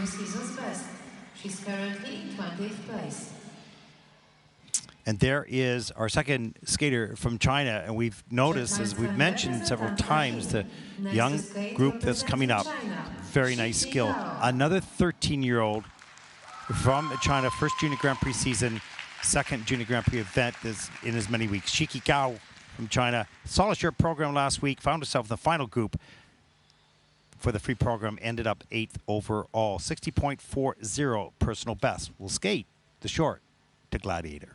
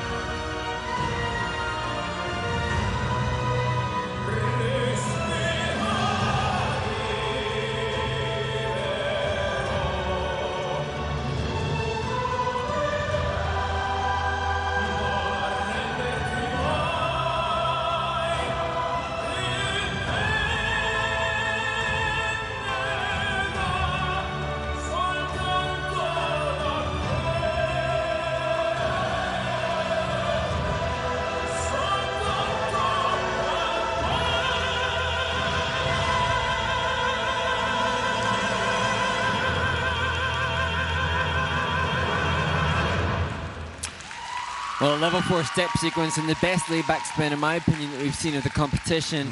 Shiki G, such a beautiful skater, but it won't be near last week's score. No, and last week, because we had seen these skaters before, the first on the Junior Grand Prix, and they were so surprising. It was incredible, right? But as we said, it comes down to, you'll see the qualities in the skater as we go through replays.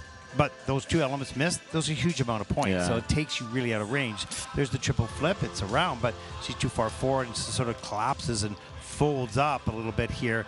Double axel a little bit later in the program. Good use of arms and free leg lifting way up. Beautiful stretch. You can see the quality of the jumping is not a problem.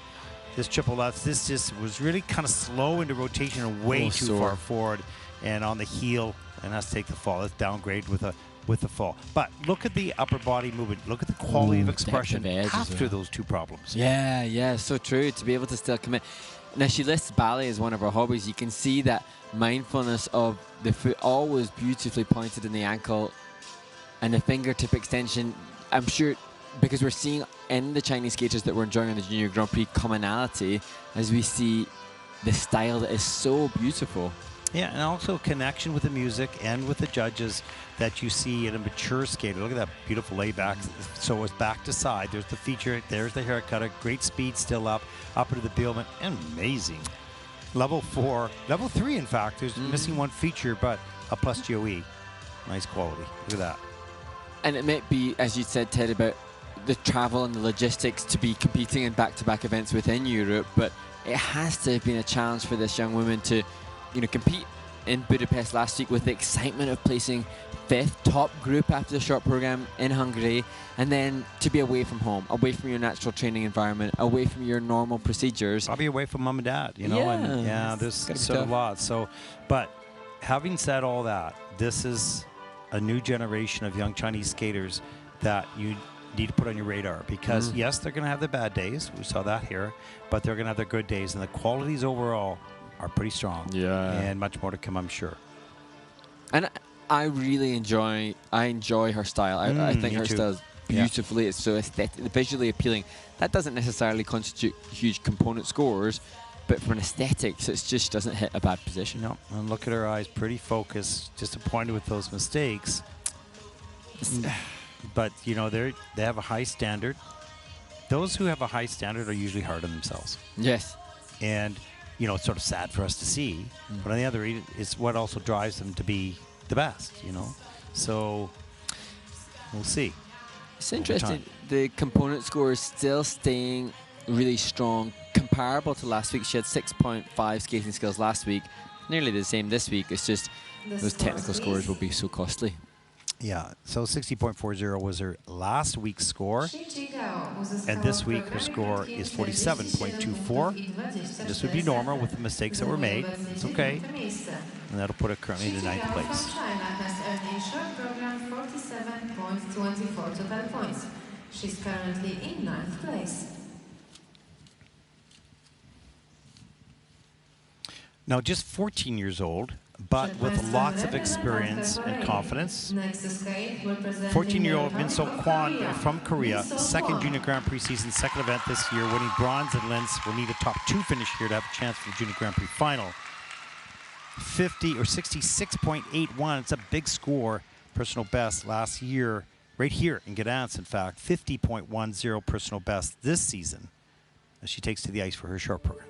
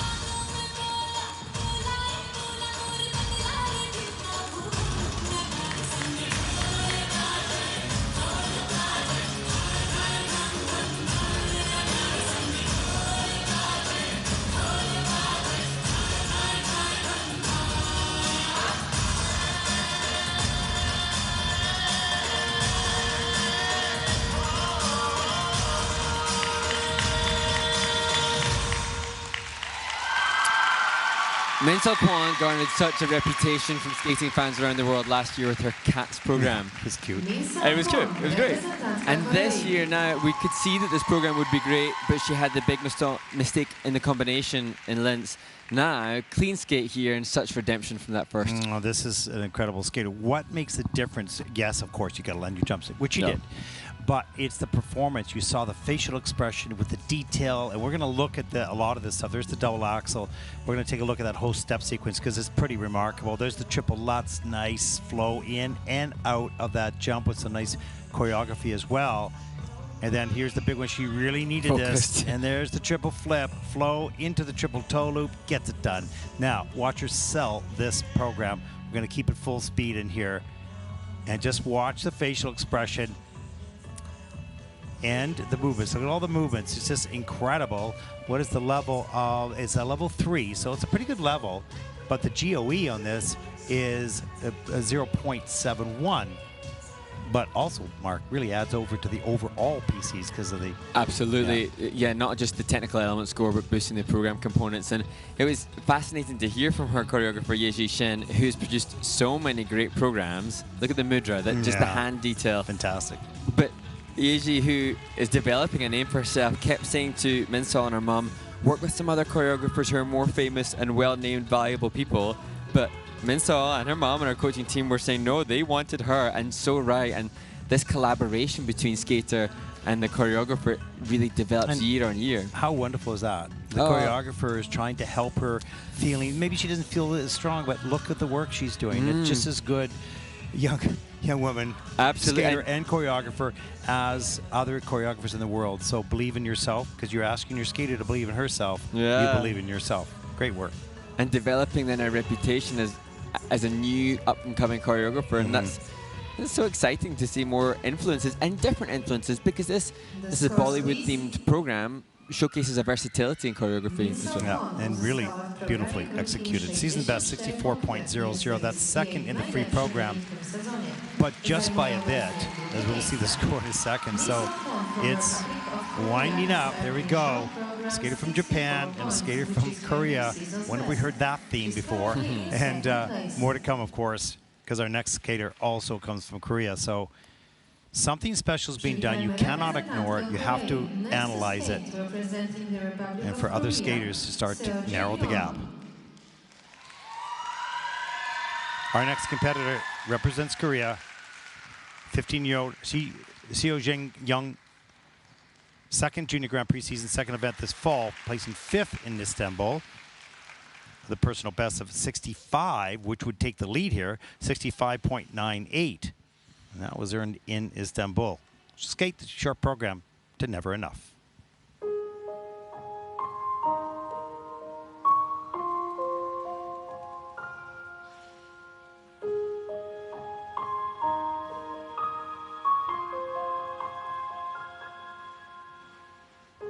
I'm trying to hold my breath.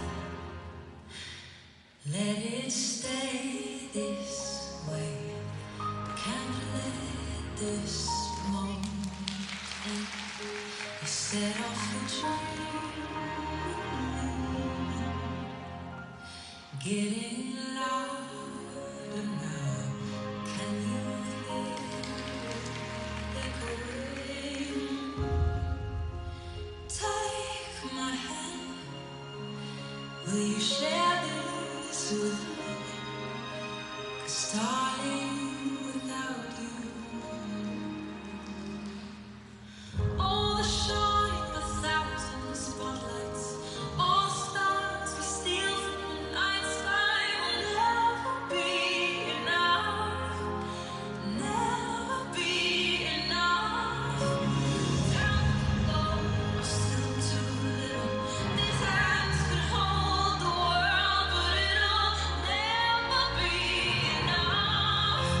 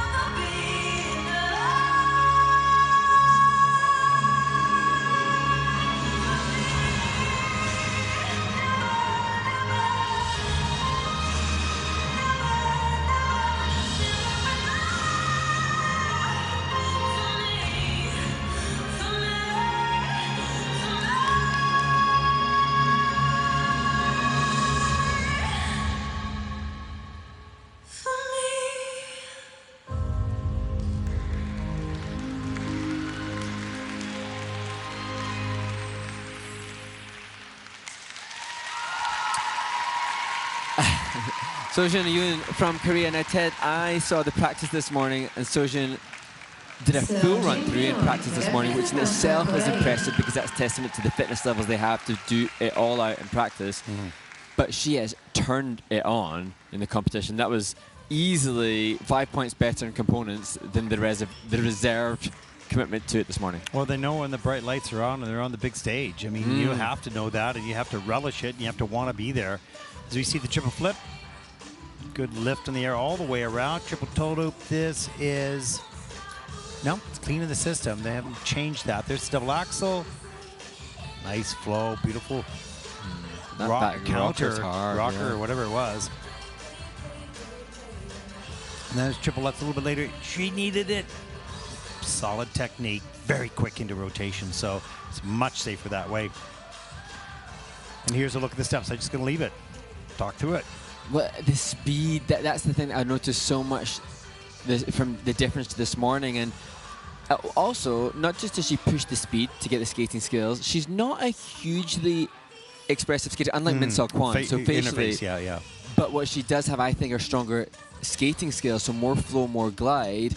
And it'll be interesting to see then how that impacts the presentation component as well. Well, she's going to need a 64.86 to take the lead. Her personal best is 65.98, earning that earlier this season. So if the trend continues, and that was a better skate than I think is Istanbul, then this should take the lead. And I mean, based on, well, we'll find out. I will be interested to see how much expression she'll have to the result of the score. Yeah, exactly. Here we go. Season's best, 68.86. Well, the coach had the expression, but we can rely on her. The skater's going, oh, I guess it's okay. My coach is happy, Oh, no, there we go. A little bit of some tears. Oh, bless her. How beautiful is that? And you know what? That's over a 4-point lead. That's amazing. Yeah, that was fantastic. Oh, look at... So there is emotion. The real emotion is gorgeous. Yeah, beautiful moment. Przed Państwem reprezentantka Hiszpanii. On the ice representing Spain, Selia Garnacio. Selia Garnacio from Spain, 18 years old, second Junior Grand Prix season, placing 41st last year right here in Gdansk. With a 23.64, of course, that was her personal best last season on the Junior Grand Prix. We'll skate to River by Bishop Briggs.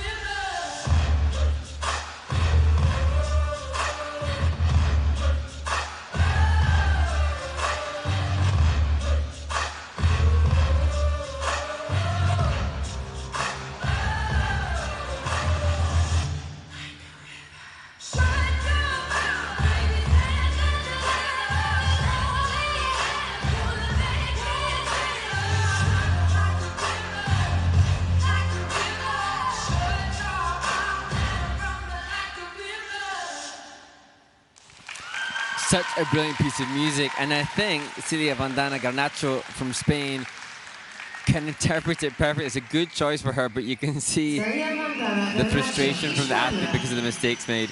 And in a way, you know, I was going to use the word attitude because she was a bit upset during the program and that slip. We'll see that in a second. But I kind of like it because that music demands a bit of an attitude. Yeah. You know, and although it didn't work for her this time, here's the triple total, but I didn't take the axle or the first jump. What was it? The Lutz. And that kind of worked mechanically. It was just really slow. And then right in here, loses the balance. Watch her head. Oh, jeez. You know, like it could have been choreographic. Yeah, exactly. Could have been choreographed with the music, but I think it went with the feeling as well. And double axel nice, and she has a nice movement after. So this was kind of a harder, edgy type of program. They didn't come fully off because of the mistakes, but you could see it's in her. Like this suits her, right? Yeah. And attitude, and she has the right attitude and spunk. I don't know what the right adjective is for it, but she has it. But this, you know, complete difference. Hard for her to follow Cio Jen Young from Korea, who posted that huge score, but this, a completely different athlete. She started in 2013, fell in love with the sport. The ice rink near her home is tiny, so she had to relocate to Madrid. She's also studying science of physical activities and sport at university, so it's a very different perspective. Wow, 10 years of skating only, really, and in university. Come on, that's brilliance. I'm sitting out there on the couch, just stop talking about skating and start talking about you got a life and you're a determined young woman, and wow, love it. A bright future, irrespective of which route she what takes. she does. No, she's absolutely. The courage to get involved so late, to continue, you know, to compete on an international stage. Great, and go to school as well. In a country that, you know, skating is going to sort of be like us. Okay, would be less me saying, oh, I'm going to go play cricket. You know, like, a Canadian doesn't do that. Where do I find that, right? Okay, let's take a look at the scores. 32.89 for Celia, and that'll put her in 28th position.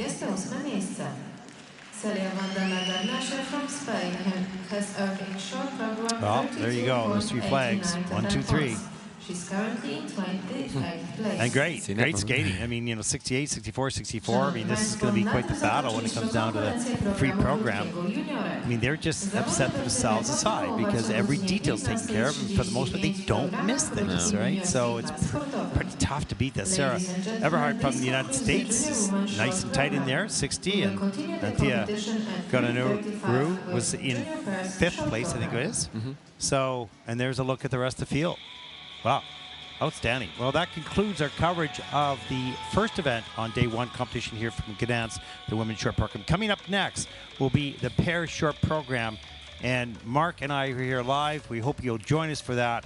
Thank you for watching. We'll be right back with the pairs short.